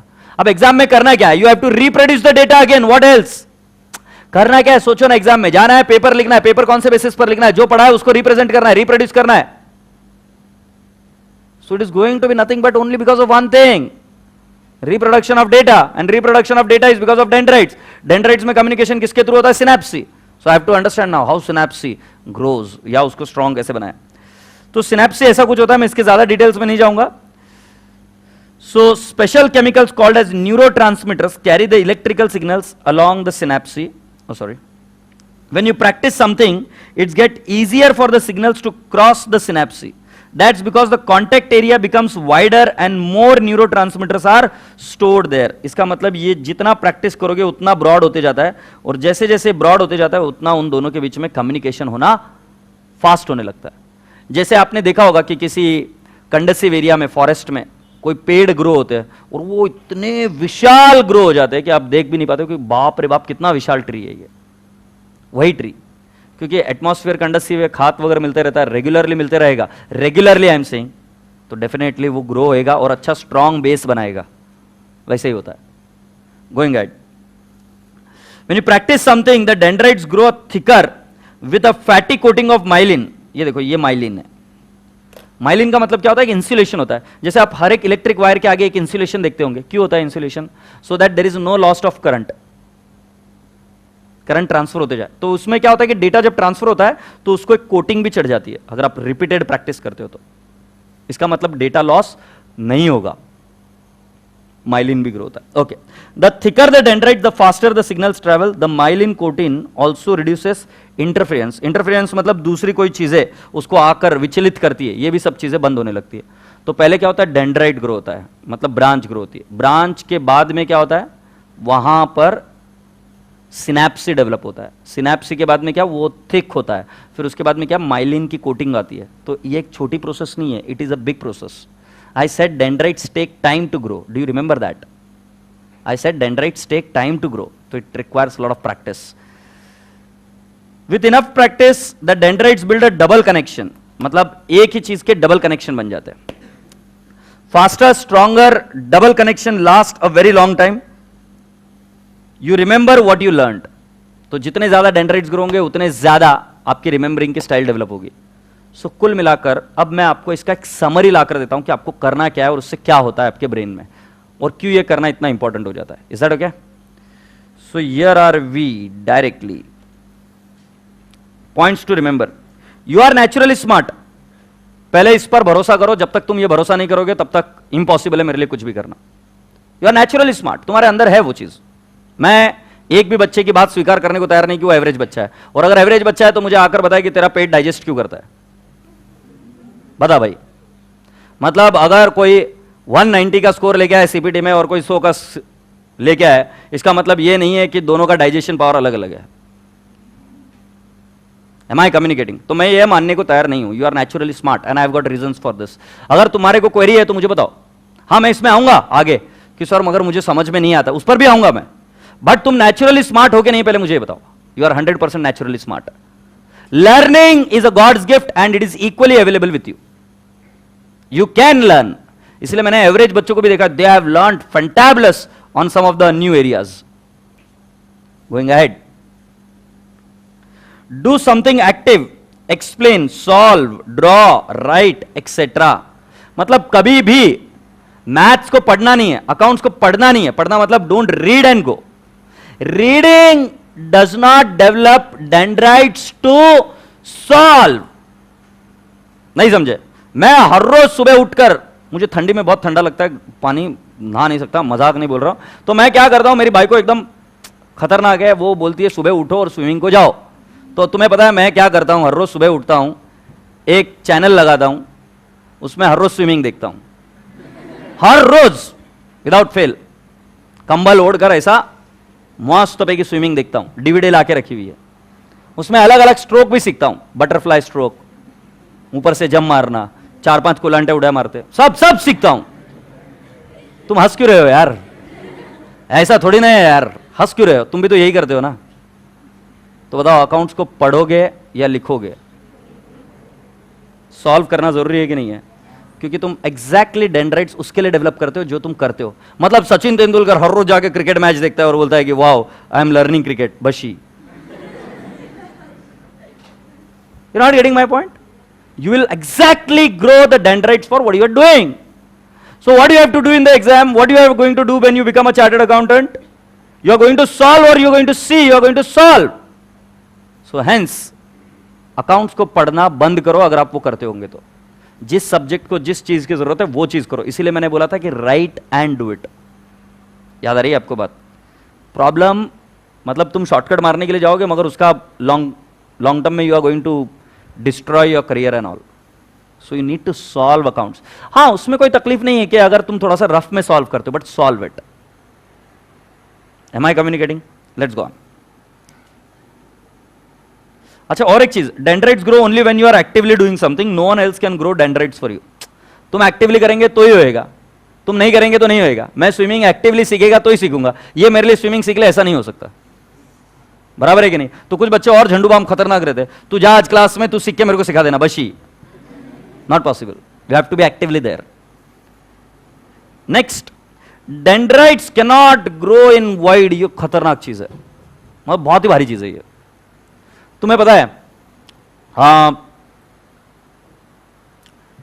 मैं एक बीज लेता हूं, बीज समझते हो, सीड, और सीड को ले जाके हवा में रख देता हूं। हवा में मतलब मैंने कुछ किया, ऊपर से ऐसे बांधा उसको और हवा में रख दिया और बोले ग्रो, ग्रो ना, I will also water it, I will also water it, I will say grow, will it grow? Dendrites do not grow in wide. मतलब आज मैं कॉमर्स का पढ़ाई किया पूरा साल, और rather I have studied only commerce and then one day I decide that I want to become a nuclear scientist. Pakistan माँ कसम बहुत झोलझाल कर रहा है, अब तो न्यूक्लियर साइंटिस्ट बनकर ही दम लूंगा। Possible? Are you getting my point? Not possible. It can not grow in wide. Wide मतलब उसको कुछ बेस लगता है, उसके बाद में वो ग्रो हो सकता है। तुम जाके 100 घंटे बैठ जाओ चाइनीज टीवी के सामने, चाम चुम चुम चुम चाम चौं, और तुमको चाइनीज समझ में आ जाए तो मुझे आके बताना, आएगी समझ में? बोलो हाँ। चाइनीज तुमको तब समझ में आएगी जब तुम्हारे पास कुछ बेस होगा। कोई भी चीज सीखने के लिए आपका बेस होना जरूरी है, भले ही फिर उसको थोड़ा समय क्यों ना लगे, उससे विचलित मत होना। अगर तुम्हारे बेसिक्स वीक है, as far as accounts is concern, तुम्हारा सर तुम्हारे साथ खड़ा है, तुमको ग्रो करना ही सिर्फ एक मेरा मकसद है, नहीं तो मेरा टाइम वेस्ट, आपका टाइम वेस्ट, और मैं ऐसा होने नहीं दूंगा। पैसा मेरे लिए प्रायोरिटी नहीं है, मेरी प्रायोरिटी है कि ये बच्चे सही से पढ़े, आगे बढ़े और आगे जाके अच्छी चीज़ें करें। पैसे के कई गुना ऊपर आ गया हूं मैं, मुझे फ़र्क नहीं पड़ता है। तो अगर तुम्हारे बेसिक्स वीक है, you need to focus on your basics first, क्योंकि उसके पहले हम आगे नहीं बढ़ पाएंगे। वो प्रॉब्लम एरिया है। ऐसा नहीं है कि तुम कर नहीं सकते हो, प्रॉब्लम यह है कि you are trying to grow a dendrite in wide, it is not possible. मैं तुम्हें घंटों अच्छी भाषा में अच्छी हीरोइन बनकर चाइनीज सिखा दूंगा तो कैसे सीख लोगे मेरे भाई? पहले बेसिक चाहिए। समझ आ रही है बात ध्यान में? तो कुछ लेक्चर्स में मैं शुरुआत में बेसिक्स पढ़ाऊंगा, और बेसिक्स ऐसी चीज नहीं होती कि वो एक गो में कुछ होता है कुछ जगह पे कि भाई स्टार्ट किया लेक्चर और बेसिक से शुरू कर दिया, बट उस समय के बेसिक्स तब क्लिक नहीं होते, तब याद नहीं होते, तब वो कनेक्शन नहीं बैठ पाता। So that is the reason when I am going to teach you for example company final account और some of the things there in I will give you basics on those days. तो कुछ बच्चों के लिए problem होगी कि sir हमें ये आता है, अब बढ़ो आगे, बट फिर भी मैं मेरा काम करूंगा, क्योंकि dendrites can not grow in void, it requires some platform, it requires some base. Going ahead, ये देखो, new dendrites can only grow of what is already there, new skills must connect and grow of previously learn skills. If you do not have the necessary dendrites in place, new material will seem to go right over your head. ऐसा होता है ना, overheads, ये इस वजह से होता है। So start with math course that matches your skill level. तो जो आपका लेवल है उससे हमको मैच करना पड़ेगा। लकी गो राउंड डे 1 है, इसलिए मैंने समझा कि आपको ये बताना सब जरूरी है। Agreed? Going on. Dendrites take time to grow. 30 मार खान नहीं बनने का, एक दिन में नहीं एक्सपेक्ट करने का। तुम आज हो गए 18-19 साल के, 18-19 साल में जो नहीं हुआ वो एक लेक्चर में एक्सपेक्ट नहीं करना, सबसे बड़ी प्रॉब्लम है। सीए कोर्स में कुछ चीज़ें डिफिकल्ट होती है, इसलिए उसको टाइम लगता है ग्रो होने को, समझने के लिए। इसका मतलब ये नहीं कि तुम छोड़कर भाग जाओ। अच्छा, बच्चा चलना सीखता है क्या? नहीं सीखता। बच्चा चलना सीखता है? आपकी मूछें बहुत अच्छी है, चलना सीखता है बच्चा? मुझे बताओ, जब चलना सीखता है तो ज़्यादा गिरता है कि ज़्यादा चलता है? तो क्या सीखता है? चलना सीखता है, गिरना सीखता है? चलना सीखता है। Dendrites take time to grow, to acquire that skill. That doesn't mean that you are not learning. Don't expect results very fast. अब मैच्योर बनना पड़ेगा, अब स्टेबल बनना पड़ेगा। समझ में आ रहा है? तुम्हारे ऊपर बहुत बड़ी रिस्पॉन्सिबिलिटी आने वाली है, क्योंकि तुम जब सीए बन जाओगे तो तुम किसी की भी बैलेंस शीट को साइन कर पाओगे, तुम्हारे पास वो, तुम पीएफ की बैलेंस शीट को साइन कर पाओगे, मतलब तुम्हारी साइन पूरे इंडिया में ये मानी जाएगी कि इस आदमी ने साइन कर दिया, इस आदमी ने चेक कर लिया, मतलब सब सही किया होगा। अबे इतना बड़ा इंपॉर्टेंस दे रहे तुझे, तो ऐसा मत सोच कि तेरे को एक झटके में समझ में आएगा। Are you getting my point? It is going to take some time, so be prepared for it. इसका मतलब ये नहीं कि आप वीक हो, इसका मतलब ये नहीं कि आप कम हो, कमज़ोर हो। चीज़ों को टाइम लगता है, कुछ को ज़्यादा लगता है, कुछ को कम लगता है, वो ठीक है। मैं नहीं चाहता कि कोई भी बच्चा मेरा कॉन्फिडेंस तोड़ेगा। समझ में आ रही बात ध्यान में? Going on, it takes lot of practice for dendrites to grow. This is why you should do homework. This is why trying to cram everything into your brain the night before the test don't work. मतलब 15 दिन के बाद में मैंने बोला exam है और तुम एक दिन पहले पढ़ाई करोगे, it is not going to work, because dendrites take time to grow, it doesn't grow in one day. जो तुम करने की कोशिश करते हो वो एकदम 3rd ग्रेड कोर्सेज के लिए पॉसिबल था, सीए के लिए पॉसिबल नहीं है। तुम जो कर रहे थे ना वो 3rd ग्रेड कोर्सेज के लिए पॉसिबल है, क्योंकि उसके लिए स्किल सेट ही उतना लगता है। बट जहां पे स्किल सेट बहुत भारी लगता है तो तुम्हारे पुराने स्ट्रेटेजीज इधर काम नहीं आएंगे। Mistakes with feedback are essential and good. तो mistakes are good, it's not bad. With feedback, you learn more better. Making mistakes and getting feedback so you can correct them allows you to check the accuracy of the connections in your brain. सब कुछ सही चल रहा है कि नहीं चल रहा है, चेक किया जाता है। So be sure to get feedback quickly so you don't practice the wrong thing and build a strong and a wrong connection. गलत चीजें भी बिल्ड होती है. कोई बच्चा सिगरेट पीना सीख गया, शुरुआत में सीखा सीखा सीखा सीखा, आउट ऑफ द कॉन्टेक्स्ट हो गया तो हो गया. गलत चीजें भी स्ट्रांग हो जाती है, अच्छी चीजें भी स्ट्रांग हो जाती है. तो कनेक्शन दोनों टाइप के हो सकते हैं. तो इसीलिए हमेशा मिस्टेक और फीडबैक लेना जरूरी. क्यों? क्योंकि अगर आप फीडबैक नहीं लेंगे और अगर आप कोई गलत चीज डेवलप कर रहे हो डेंड्राइट्स, क्योंकि डेंड्राइट्स को ये नहीं समझ में आता कि सही डेवलप हो रहा है कि गलत डेवलप हो रहा है. वो तो कनेक्शन जोड़ देगा, और अगर गलत कनेक्शन जोड़ दिया तो आपने जिंदगी भर कोई गलत चीज सीख ली. नहीं होता है क्या ऐसा? कितने ही सारे कंट्रीज में एक व्यक्ति ने दूसरे व्यक्ति को मारना सही लगता है. किसका परिणाम है? गलत डेंड्राइट ग्रो हो गया, प्रैक्टिस से डेवलप करा दिया हो. इसीलिए मिस्टेक करना और उसका फीडबैक मिलना बहुत ज्यादा इंपॉर्टेंट है. तो मिस्टेक को ऐसा मत समझना कि it's going to be against मी.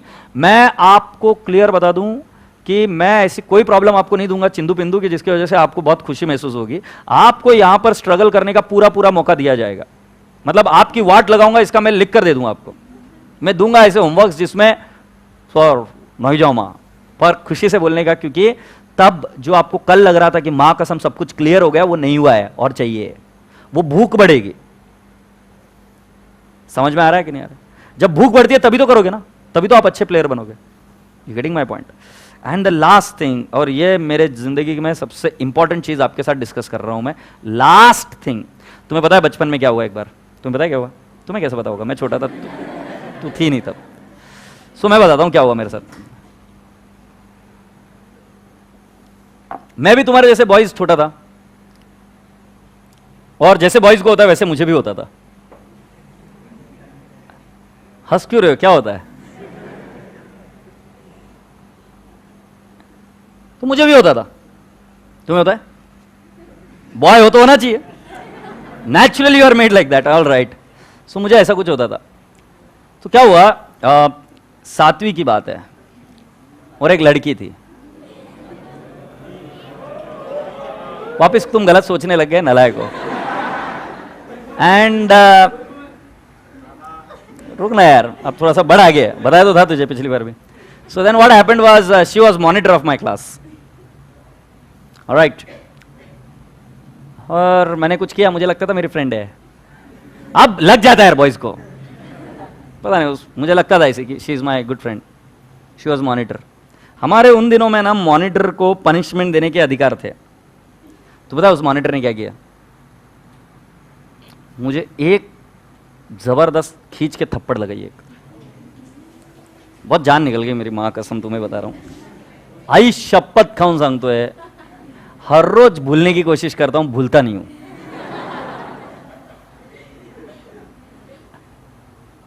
बहुत खतरनाक चीज लगती है ब्रेन. मैं भूलने की कोशिश कर रहा हूं, भूल नहीं रहा हूं बे. और एग्जाम में इतना खतरनाक होता है, पेपर सामने होता है, याद आ रहा होता है कि ये पढ़ा हुआ है, राइट साइड में नीचे लिखा हुआ है, ग्रीन कलर से हाईलाइट किया, अबे याद आ याद आ याद आ, याद नहीं आता है. फॉर्मूला याद नहीं आता है, कुछ समझ में नहीं आता. ब्रेन खतरनाक है बाबा.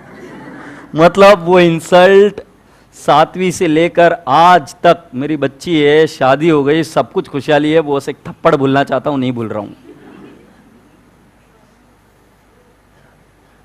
और वही फार्मूला याद करते हम, याद नहीं आता. झोल है कहीं, कुछ तो झोल है, मतलब पढ़ाई के अलावा और एक कुछ झोल है. ऐसा भी तो हो जाता बच्चा ब्लैंक, एग्जाम में गया ब्लैंक सर, खटैक, सब कुछ आ रहा था ब्लैंक. बॉयज के साथ में ऐसा बहुत बार होता है. मतलब मैंने सलमान खान के साथ में भी ऐसा होता हुआ देखा है. सलमान खान का एक डायलॉग है ना, थप्पड़, सलमान खान मतलब जो हीरोइन थे उसका डायलॉग है, थप्पड़ से डर नहीं लगता साहब, प्यार से लगता है. सलमान खान को देखा है उस मूवी में, इतना खतरनाक दिखा, ऐसे मारता है वैसे मारता है, ये वो एकदम सांड का सांड. मगर देखा जैसे ही वो दिखती है कुछ तो प्रॉब्लम होता है, और फाइट बंद. साउथ इंडियन मूवीज में तो और भारी भारी दिखाते हैं. मतलब डायरेक्टर सोचता कैसे, कुछ तो होगा ना अपने अंदर. तो मतलब वो देखा, उसको खत्म, बात खत्म, विषय संपला. सर क्या बताने की कोशिश कर रहे हो? तुम्हारे ये सब चीजें बताई ना, उसके साथ में और एक झोल है जो चलने वाला है तुम्हारे साथ, और वो बहुत महंगा पड़ेगा। तुम्हारे अंदर कुछ हार्मोन सीक्रेट होते हैं। एक हार्मोन ऐसा होता है जो आपको खुश करता है, और एक हार्मोन ऐसा होता है जो आपको एंजाइटी लेके आता है, डराता है। मतलब कुछ है नहीं, फिर भी लगता है भूत है। हार्मोन्स होते। तो मूवी में देखा किसी को, राइट, कुछ डरावनी मूवी, कोई डरावना सीन देखा और लगता है वो है, बट वो कुछ होता नहीं है। दो टाइप के हार्मोन्स होते हैं। तब बोल नहीं पाना, मुंह खुलना ही नहीं, जो बोलना है वो बोल नहीं पाते। सलमान खान भी नहीं बोल पा रहा था। There are two types of hormones and it gets secreted in your exam conditions. कई सारे बच्चों को इतना बुरा लगता है कि पढ़ाई करने के बावजूद लास्ट में इतना डर जाता है, इतना डर जाता है कि is not ready to give the exams. वो उन दो हार्मोन्स का कमाल होता है। और वो क्यों डेवलप होते हैं, कैसे डेवलप होते हैं, उसके बारे में थोड़ी सी चर्चा करता हूं। और वो चर्चा अब सुनिए ध्यान से। तुम्हारा emotional quotient will always affect your studies. Emotionally stable रहिएगा, कहीं पर भी किसी के साथ में भी अभी प्रेम में पड़ने का टाइम नहीं है। मैं बहुत क्लियर स्पष्ट शब्दों में कह रहा हूं। बहुत नाजुक उम्र है आपकी। इस उम्र में 9 महीने तक मैं बोल रहा हूं कि पढ़ाई करो, 9 महीने तक आईपीसीसी क्रैक करो। उसके बाद में आप फ्री हो, आपको जो करना है वो कर सकते हो। आपकी लाइफ के बारे में मैं नहीं कह रहा हूं कि I am taking the ownership. All I am trying to say कि वेट फॉर 9 मंथ्स। इसका मतलब ये भी नहीं कि सर अभी कमिट कर देंगे बाद में, ठीक है 9 मंथ्स के बाद में देखिए, एक झापड़ लगाऊंगा। 9 मंथ्स तक नो कमिटमेंट, नथिंग। सोचना भी नहीं है, समझ में आ रहा है? सोचना भी नहीं है। Next 9 months you cannot even think about getting committed और व्हाटएवर। मैं, तुम गलत मत समझना, मैं बार बार यही समझाने की कोशिश कर रहा हूं। मैं ये नहीं कह रहा हूं कि मैं तुम्हारे लाइफ के कुछ डिसीजंस मैं ले रहा हूं और उसके अगेंस्ट में हूं। मैं उसके अगेंस्ट में नहीं हूं, मेरा खुद का लव मैरिज है। बट समय होता है, गलत समय पर गलत चीज can ruin your whole career. Second चीज, तुम माँ बाप से दूर आए हो ना, अगर घर की याद आए तो बोलना हमको, हम है इधर। मम्मी पापा से फ़ोन पर बात कर लेने का और मैच्योर्ड बन जाने का कि अभी मम्मी पापा के पास ज़्यादा जाने का टाइम नहीं मिल पाएगा। You are going on a military kind of stuff. गोली मारते हो ऐसा नहीं बोलते, मम्मी की आवाज़ हो रही मैं जा रहा हूँ, चुप like. We have to grow. Emotions अब बीच में नहीं आने चाहिए, क्योंकि दो टाइप के इमोशंस है। एक हैप्पी वाला इमोशंस अगर हमेशा डेवलप करते रहोगे ना, खुश रहने की कोशिश अगर हमेशा करते रहोगे ना, तो हमेशा पढ़ते रहोगे, सीखते रहोगे, लर्न करते रहोगे, क्योंकि ब्लैंक नहीं होगे। बट अगर वही तुम दुखी रहने की कोशिश करते रहोगे ना, अगर वो सब चीज़ें इसकी याद आ रही उसकी याद आ रही, तो बीमारियां अपने आप नजदीक आती रहेगी। It's quite natural. You have to become little more independent towards your parents. नलाई को एक चीज़ ध्यान में रख लेना, नो लफड़ा, नो लफड़ा इन the class. I am saying you very clearly. कोई कितना भी हेल्प कर दे, किडनी निकाल कर दे दे, बट अभी बोलने का नो लफड़ा। After 9 months will think about it. Are you getting my point? So what is that? Let me explain you. Emotions affect learning and memory. Let's see how it works.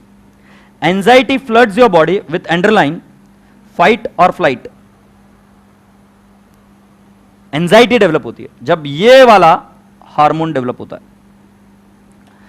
Adrenaline makes it hard for the neurotransmitters to carry message across the synapses in your brain. It is like a disturbance कि you are playing a music, but बाजू में कोई बहुत जोर से loud speaker पर कोई गाने लगा है, तो तुम म्यूजिक प्ले कैसे कर पाओगे? तो तुम परफेक्ट हो, तुम्हारे हाथ परफेक्ट चलते हैं, बट सामने कोई डिस्टर्बेंस है, तब तकलीफ है। और यह हार्मोन करता है वो। It makes you very very very very anxious, because of which you become blank. तो ऐसा भी पॉसिबल है कि पूरे साल भर की पढ़ाई जीरो हो जाए, just because the student becomes anxious. Next, that causes blanking out on a test.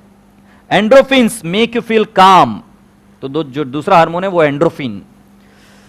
Your body produces endorphin when you relax, exercise, laugh और लर्न न्यू थिंग्स। तो इस क्लास में अगर आपका मेरा आई कांटेक्ट हो जाए, स्माइल करने में कोई प्रॉब्लम नहीं है।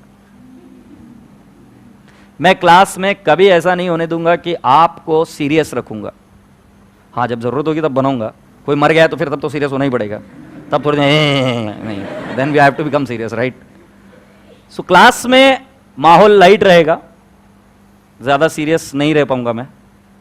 कभी कभी मस्ती करूंगा, तो कुछ बच्चों को लोग मस्ती क्यों करता हूँ, but it is required, because unless and until you are relax state, it's not in a position to grasp the thing. Agreed? Going on, if you practice producing calming hormones, it will help you when you are under stress. इसलिए क्या करना है कि आपको practice करनी है to be happy, don't be sad. Unnecessary complication जिंदगी में मत लेके आओ। प्यार मोहब्बत अभी नहीं है, अभी सिर्फ आपकी पढ़ाई, सिर्फ आपका जुनून उस पढ़ाई की तरफ। और क्या लगता है 9 महीने में बोथ ग्रुप्स पास हो जाएगा तो क्या क्या मिलेगा आपको? सोच के बताइए। क्या आपको एक अच्छी जगह आर्टिकलशिप मिल सकती है? मान लेते हैं आप सीए नहीं भी हुए, मगर उस एक्सपीरियंस के बेसिस पर आप आगे जीवन भर जॉब कर पाएंगे। जीवन भर बैठकर आपको खाने को मिलेगा, अच्छी फर्म्स में, अच्छे कंपनीज में काम करने का मौका मिलेगा, just because of this 9 months.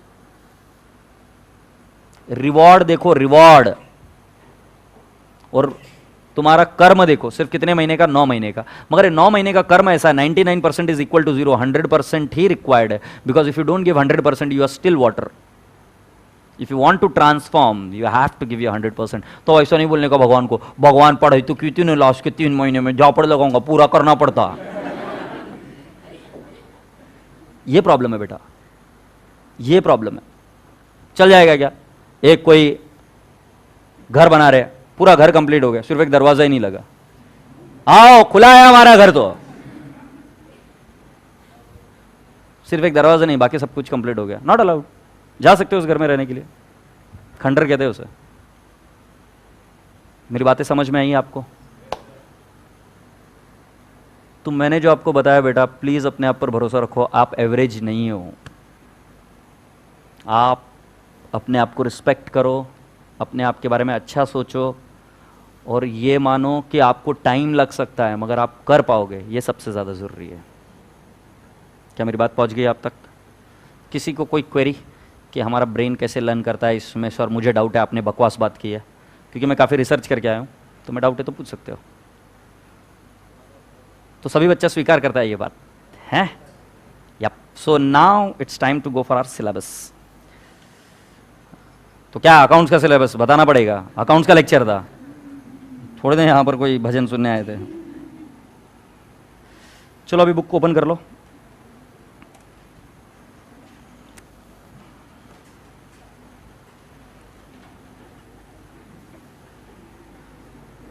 देखो, आपको यहाँ पर बाकी की चीज़ें बहुत सारी मिल जाएगी, बट यहाँ पर मैं आपको दावे के साथ बता सकता हूँ कि जो चीज़ें मैं आपको दूंगा, the way I will take you head, it's going to be very difficult for others to take it, because my research in psychology is too very good.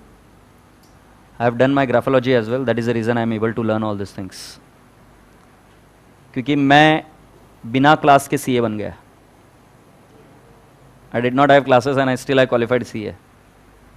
और मैं ऐसे बच्चों को जानता हूँ जो क्लासेस करते फिर भी सीए नहीं बनते। तो क्या बात है, कुछ तो रहेगा ना।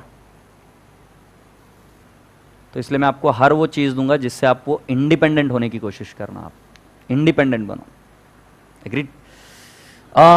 एक प्रॉब्लम है तुम्हारे अटेम्प्ट की, वो बता देता हूँ। तुम्हारा फर्स्ट अटेम्प्ट है न्यू सिलेबस का। Anyone who is from old syllabus here? Alright, so कुछ चीज़ें तुम्हें एप्लीकेबल नहीं है, ठीक है। नाउ यहां पर ये आपको पता ही होगा, स्टूडेंट्स पोर्टल है, नॉलेज पोर्टल चल रहे खरबूजे।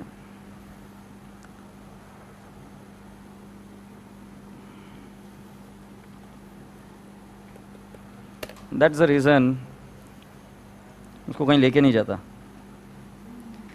ये इंटरमीडिएट कोर्स आपका सिर्फ सिलेबस उन्होंने दिया है, अभी तक और कुछ भी चीज़ नहीं दी है, ठीक है। अब तुमने क्लास जब लगा रहे हो तो आपको एक चीज़ बता दूं कि कई सारे सीए फाइनल के टॉपिक आईपीसीसी में उन्होंने इंट्रोड्यूस कर दी है सीए फाइनल के, और जिस वजह से क्लास उस जगह पे आपने करनी चाहिए जिसको सीए फाइनल का पहले से एक्सपोजर है, जिन्होंने सीए फाइनल को पहले से पढ़ा है और काफ़ी हद तक पढ़ा है, अच्छे से पढ़ा है। क्योंकि जब तक सीए फाइनल का बेस स्ट्रांग नहीं है तब तक आईपीसीसी में अब पढ़ाना मुश्किल है। और मुझे अच्छा लगता है कि मैं सीए फाइनल को काफ़ी अरसे से पढ़ा रहा हूँ। I am a visiting faculty in Mumbai and I am appreciated a lot there for my coaching for CA final.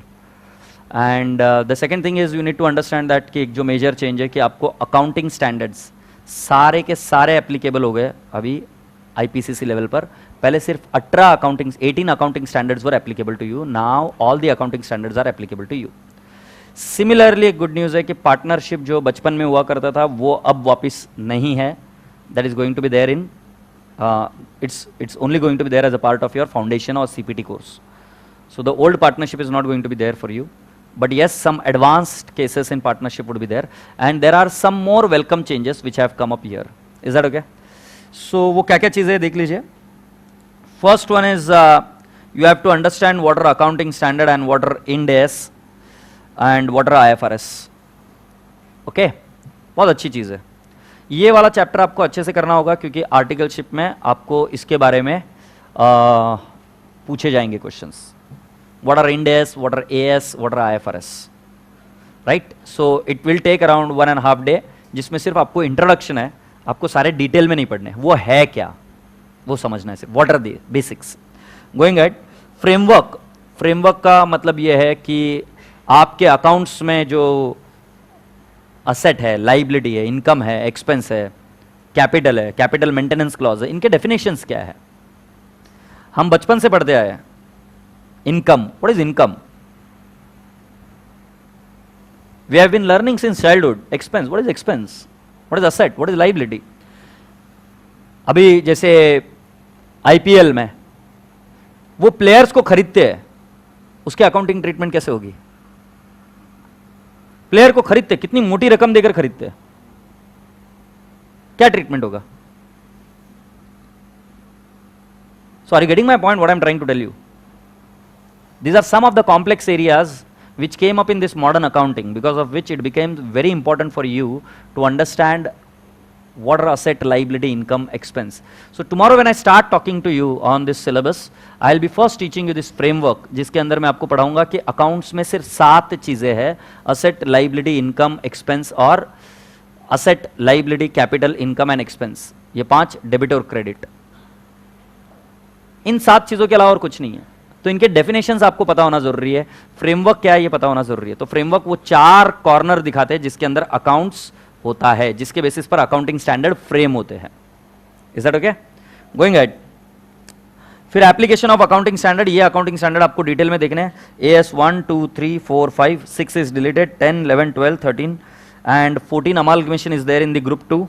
Then 15 is also there in the group 2, that is retirement benefit, and 16 is borrowing cost, 17 is segment reporting, 18 related party is in the next group, second group, 19 leases is in second group, 20 EPS is in group 2, and 21 holding company final account is also there in group 2, and AS 22 is there in group 1, that is on taxation. But सारे AS है, उसमें से कुछ AS group 1 में, कुछ AS group 2 में. Is that okay? Going ahead. फिर company accounts, उसमें रिडम्पशन ऑफ प्रेफरेंस शेयर्स आपको बचपन में भी था, बट अब इसको थोड़ा सा डेप्थ में देखना पड़ेगा क्योंकि बचपन में सिर्फ छोटे मोटे क्वेश्चंस थे और वो भी तुम मटके में करते थे. CRR का अमाउंट मटके में आता था. अच्छा, ऐसा निकल जाता है ये. एग्रीड? तो इसको अब हमको सॉल्व करना पड़ेगा और भी कई सारी चीज़ों को थोड़ा सा डेप्थ में देखना पड़ेगा. Going ahead. Redemption of debenture, ये पहले ग्रुप 2 में हुआ करता था टॉपिक, अभी ग्रुप 1 में शिफ्ट हो गया है. Redemption of debenture. Then accounting for bonus and right issue, ये ग्रुप 1 का ही टॉपिक है, उधर ही है accounting of bonus issue. Then accounting for concept of deferred tax asset and deferred tax liability, ये CA फाइनल का टॉपिक है जो आपको इंट्रोड्यूस हुआ है और भरोसा मानिए मेरा, अमेजिंग इंटरेस्टिंग कॉन्सेप्ट है. Is that okay? Going ahead. Managerial remuneration and preparation of financial statement of P&L account, balance sheet and cash flow statement and profit prior to incorporation, ये सारी चीजें ग्रुप 1 में ही थी और आज भी ग्रुप 1 में है.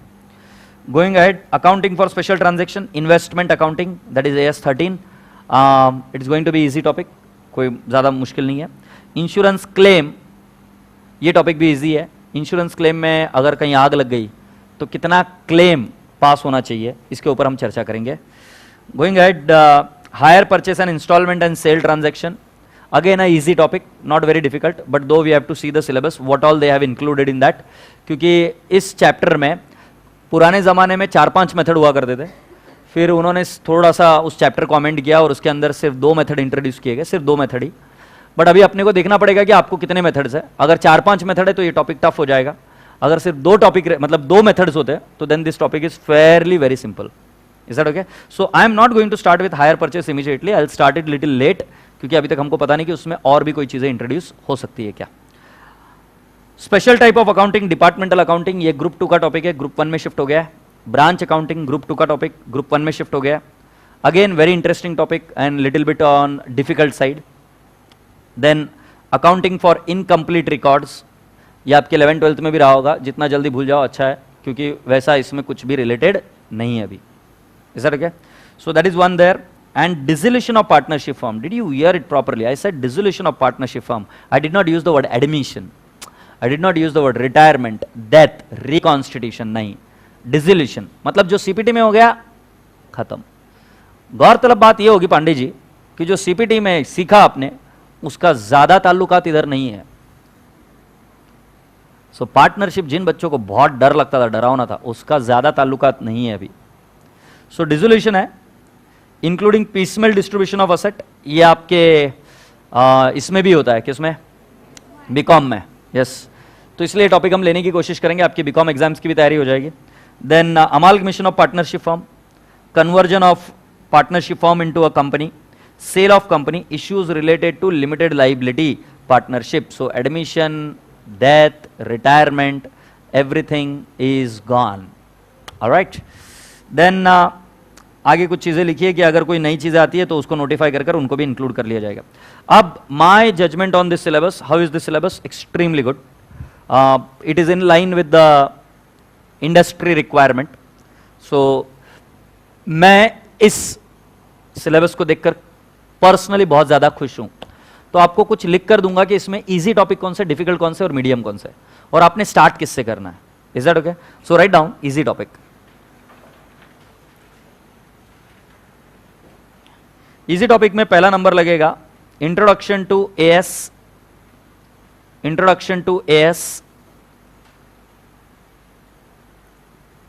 End AS, AS, Ind AS, Ind IND dash AS, Ind AS, उसको इंडियन एएस बोलते हैं, Ind AS. Then next is IFRS, international financial reporting standard. इसका ऑब्जेक्टिव ये होगा कि आपको क्लियरली पता हो कि एएस का रोल क्या होता है।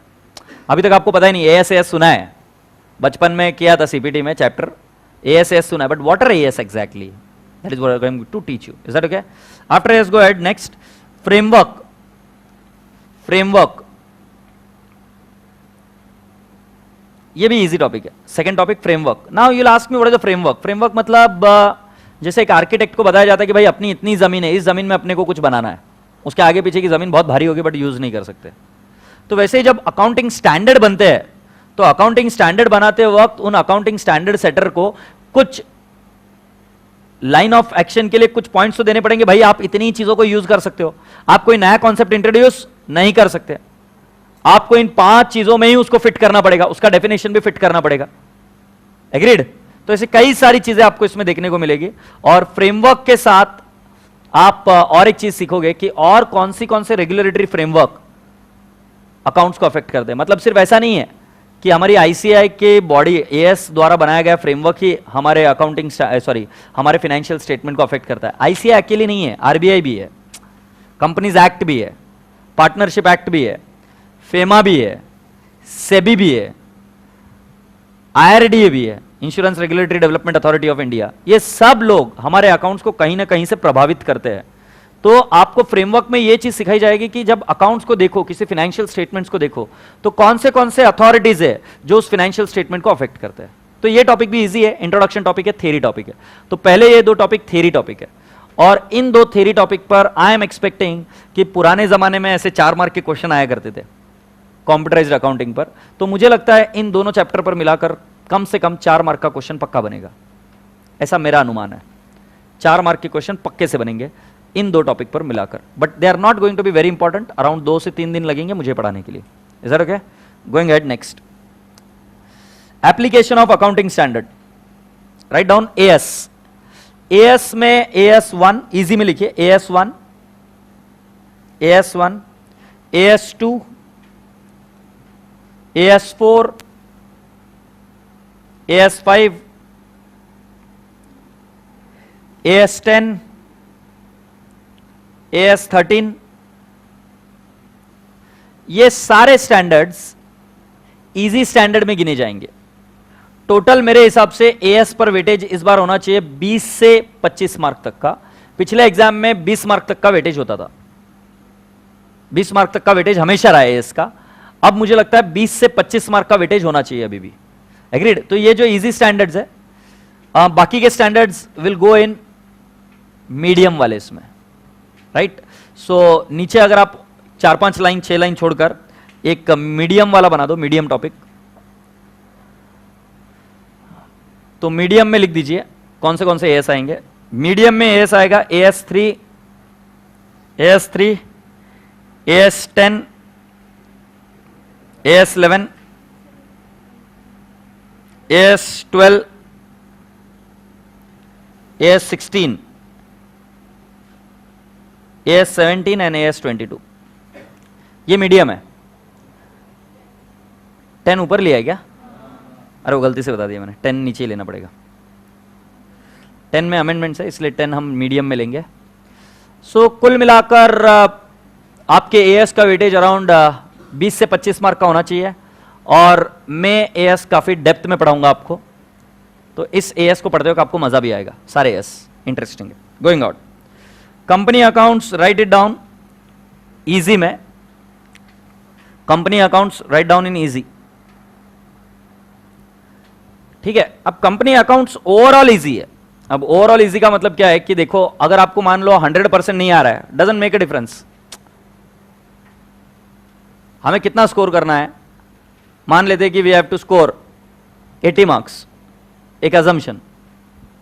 सो 80 मार्क्स के लिए 80% आना अगर हम मानकर चले, तो इसको 80% समझना बिल्कुल आसान है, इसलिए मैं इसको इजी में डालता हूं।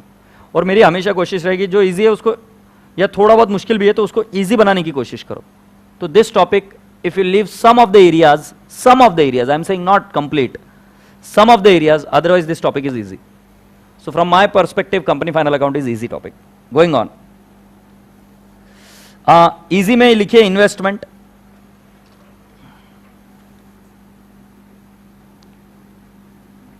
देन इंश्योरेंस क्लेम,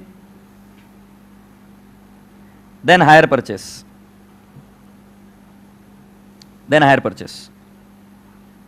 ठीक है? हायर परचेस डिपेंड करता है कि कितने मेथड्स वो इंट्रोड्यूस करता है। अगर सारे मेथड इंट्रोड्यूस कर दिए तो it is going to be little difficult. Is that okay? Now go and make one more thing, difficult वाला chapter.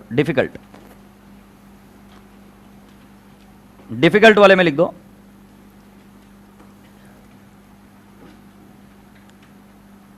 Right, departmental accounting,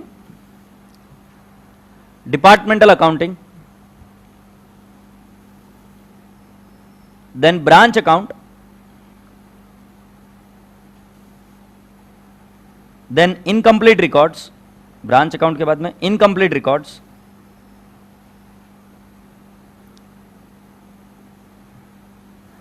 and then dissolution of partnership firm, etc. Dissolution of partnership firm, etc.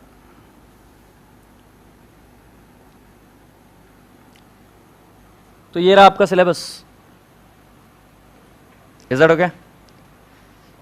जो easy और medium topics है, ये अगर आप class में attentive रहेंगे तो पूरा ध्यान में आ जाएगा, इधर ही क्लास में ही ध्यान में आ जाएगा। There will not be an issue for you to struggle more. But जो डिफिकल्ट वाले टॉपिक है उसके लिए आपको प्रैक्टिस करनी पड़ेगी। You have to be very agile and alert and do little more practice. Is that okay? इसके लिए जो जो जगह जगह पे बेसिक्स लगेंगे वो सारे बेसिक्स मैं आपको कराऊंगा। तो पढ़ाने की स्टाइल में ऐसा होगा कि हम हमेशा हर एक चैप्टर के अंदर कुछ कंसेप्ट क्वेश्चन डालते हैं। सो मैं कंसेप्ट आपको शुरुआत से नहीं सिखा रहा हूँ, कंसेप्ट कब सिखाऊंगा आगे. So when for example if I am starting with the topic called AS what is the name of the first topic you have written? ये रिडम्पशन ऑफ डिबेंचर मैंने कहीं नहीं लिखा है. अच्छा, रिडम्पशन ऑफ डिबेंचर डिफिकल्ट में लिखो, redemption of debenture difficult में लिखो.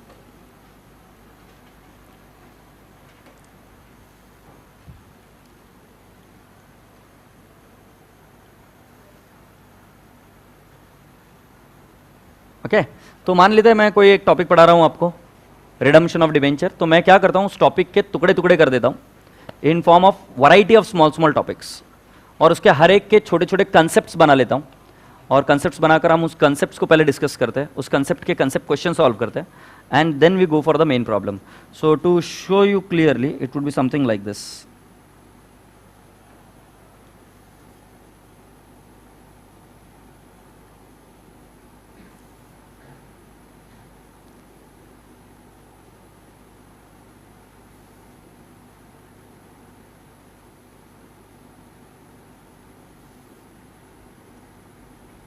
Like for example I am talking about the partnership account जो हमारे सिलेबस में है, या for that matter any topic which we select.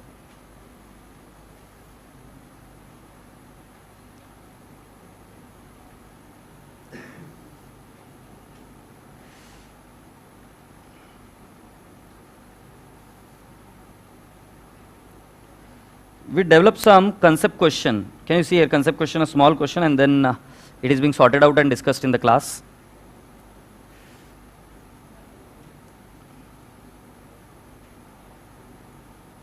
So at variety of the places we have got a concept questions which we will discuss in the class. First a very small question where we focus on the concepts and then we build on the concepts. Is that okay?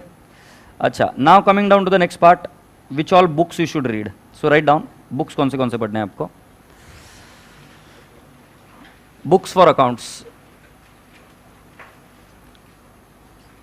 First one is you have to study the classwork. आपको पूरा class work पढ़ना पड़ेगा. Class work मतलब जो text book मैं आपको दूंगा, उस टेक्स्ट बुक में आपके सारे क्वेश्चंस जो अभी तक एग्जाम में आए हुए हैं, उनके हर एक टाइप के questions I will try and cover it. Is that okay? So this booklet will help you out to at least have the complete command on the syllabus. अभी तक के जो पास्ट एग्जाम क्वेश्चन बैंक, क्योंकि chapter भले ही अभी नए आए होंगे बट कहीं ना कहीं सीए फाइनल में या एडवांस्ड अकाउंट्स में या अकाउंट्स में कहीं ना कहीं इंक्लूडेड थे, तो उसके वजह से इसमें जितने भी एग्जाम्स में क्वेश्चंस आए हुए हैं वो सारे कवर करने की कोशिश करेंगे हम इधर क्लास में. Is that okay? So first चीज आपको बाय डिफॉल्ट करनी है वो है क्लास वर्क. क्लास वर्क के बाद में सेकेंड बुक लिख लीजिए. What you have to do is you have to do module and practice manual. Module and practice manual, though we are not sure whether these two books would be issued or not, but पुराने ज़माने में module और practice manual ऐसी दो books हुआ करती थी. अभी तक इंस्टीट्यूट ने कोई पब्लिश नहीं किया है तो अभी हमें पता नहीं, बट module और practice manual आपको करनी पड़ेगी. अब रूल सिंपल हो जाता है कि जब तक वो बुक आए तब तक हम रुक नहीं सकते, इसलिए मैं आपसे रिक्वेस्ट करूंगा कि मैं आपको समय समय पर उसके जो पास्ट एग्जाम क्वेश्चन बैंक या जो कुछ भी है वो आपको प्रोवाइड करवाते रहूंगा. उसको सॉल्व करने की जिम्मेदारी आपकी बनेगी. तो इस बार मैं एक एक्स्ट्रा एफर्ट लूंगा आपका, क्योंकि मुझे पता है कि वो चैप्टर कहां पे था पहले. तो I will just withdraw that topic and I will give it to you and you need to solve those module and PM. क्योंकि अकाउंट्स की खास बात यह है कि वो चेंज नहीं हुआ in terms of what is debit, credit is credit. So you are not subject to risk, so you will be able to practice it. अब प्रैक्टिस कब करनी है बताओ मुझे. After we have concluded the whole classes, 3 महीने के बाद में हम प्रैक्टिस शुरू करेंगे, है ना बेटा? से यस. मुझे कोई इंप्रेस नहीं करेगा, नलायक, you have to mean it. तुम पढ़ाई शुरू कर दोगे immediately. Is that okay? So class work के बाद में आपका क्या है, मॉड्यूल और पीएम. अच्छा मुझे बताओ, इसमें तकलीफ होगी? 100% होगी. तकलीफ होगी, 100% होगी. अब तुमको डिसाइड करना है कि तुम्हें किसके लिए तकलीफ उठानी है. तकलीफ तो उठानी जरूरी है, बात तो तय है. किसके लिए उठानी है आप डिसाइड करो. कुत्ता भी तकलीफ उठाता है खाना कमाने के लिए, भिखारी भी तकलीफ उठाता है, जो लेबरर काम नहीं करते क्या वो भी तकलीफ उठाते हैं, और कुछ लोग तकलीफ उठाते हैं so that they achieve something great in their life. So it's going to be difficult, but मुझे आप पर भरोसा है. आप नहीं तो और कौन करेगा. समझ में आ रही बात ध्यान में? सो आपको थोड़ा सा करना पड़ेगा. सीपीटी को भूल जाना. सीपीटी गया बेटा अभी, वो एक हसीन सपना था, तुमको बहुत अच्छा लग रहा है बट भूल जाओ अभी प्लीज, ठीक है। तो उसके मैं आपको ये दे दूंगा। थर्ड चीज लिखिए, आपको जो करना पड़ेगा RTP, revision test paper. RTP exam के पहले आती है बेटा, रिवीजन टेस्ट पेपर बोलते हैं इसको। ये एग्जाम के पहले आती है and is issued by ICAI. So ये वाला मटेरियल जब तक आपकी क्लास शुरू होगी तब तक आएगा नहीं, तो इसके बारे में हम ज्यादा कुछ नहीं कर पाएंगे, बट आपकी क्लासेस हो जाने के बाद में और मॉड्यूल पीएम हो जाने के बाद में इसको देखना ज्यादा मुश्किल नहीं होगा। Is that okay? Yup. And उसके बाद में आपकी टेस्ट जो आपको करनी पड़ेगी वो है टेस्ट। अच्छा, this is the complete formula for your passing. मैं आपसे हाथ जोड़कर विनती करता हूँ, हाँ लो जोड़ लिया हाथ, सब लोग देख रहे थे कर रहा है कि नहीं, जोड़ रहा है कि नहीं, लो जोड़ लिया, ठीक है। हाथ जोड़कर विनती कर रहा हूँ कि भले कोई भी प्रोफेसर आपको कुछ भी कहे, अब मेरा ऐसा बोलना उचित नहीं है बट मेरा ज़्यादा प्रेम आपके ऊपर है, इसलिए मैं आपको क्लियरली बोल रहा हूँ, कोई भी प्रोफेसर कुछ भी कहे बट इंस्टीट्यूट के मटेरियल को इग्नोर मत करना, उसको पढ़ना वो ज़रूरी है। अगर आपके साथ उसको पढ़ने से लिए कुछ हो सकता है तो अच्छा ही हो सकता है, बुरा नहीं हो सकता। So do not underrate your institute material. अगर आपको कोई बोले भी कि इंस्टीट्यूट का मटेरियल मत रेफर करो, ऐसी गलती मत करना। आप आज के तारीख में बहुत ज़्यादा सक्षम हो, आप यूट्यूब पर एक बार जाके किसी भी मेरिट रैंकर का इंटरव्यू देख लीजिए, हर एक मेरिट रैंकर ने इंस्टीट्यूट का मटेरियल रेफर किया है। मैं आपको यहाँ पर क्लास में एकदम क्लियरली बोल रहा हूँ कि अगर आपको कोई भी प्रॉब्लम हो इंस्टीट्यूट के मटेरियल में, मॉड्यूल या पीएम में, आप बेझिझक होकर मुझे आकर पूछ सकते हो। मतलब आपको ये टेंशन लेने की जरूरत नहीं सर को कैसे पूछूं दूसरी बुक से, नहीं, तुम्हारे सर को इतना कॉन्फिडेंट पक्का है कि वो प्रॉब्लम आपको समझा देंगे। अगर मान लीजिए वो प्रॉब्लम नहीं कोई अलग टाइप की है जिसके लिए मुझे टाइम लगेगा तो मैं उसको समझ कर फिर आपको समझा दूंगा, बट आपको मटेरियल पूरा करना है। Is that okay? इसमें सिर्फ और सिर्फ आपका फ़ायदा है और वो करना ज़रूरी है। तो क्या आप सभी के दिमाग में क्लियर हो गई सब चीज़ें क्या करनी है? छोरा एक टेस्ट ले लेता हूँ, डेंड्राइट कैसे ग्रो होते हैं बेटा? ऐसे बैठे बैठे ग्रो हो जाएंगे, है ना। मैं इधर पढ़ाऊंगा, तुम आओगे, बैठोगे, देखोगे मेरे साथ और फिर डेंड्राइट ग्रो हो जाएंगे, है ना? नहीं क्या? अच्छा प्रैक्टिस, अच्छा प्रैक्टिस मैं कराऊंगा क्लास में, उतनी तो सफिशिएंट हो जाएगी, बस है। और तुम एक बार सीखने के बाद में परफेक्ट हो जाते हो, फिर क्यों करोगे? अच्छा नहीं तो फिर घर जाके करना पड़ता है क्या?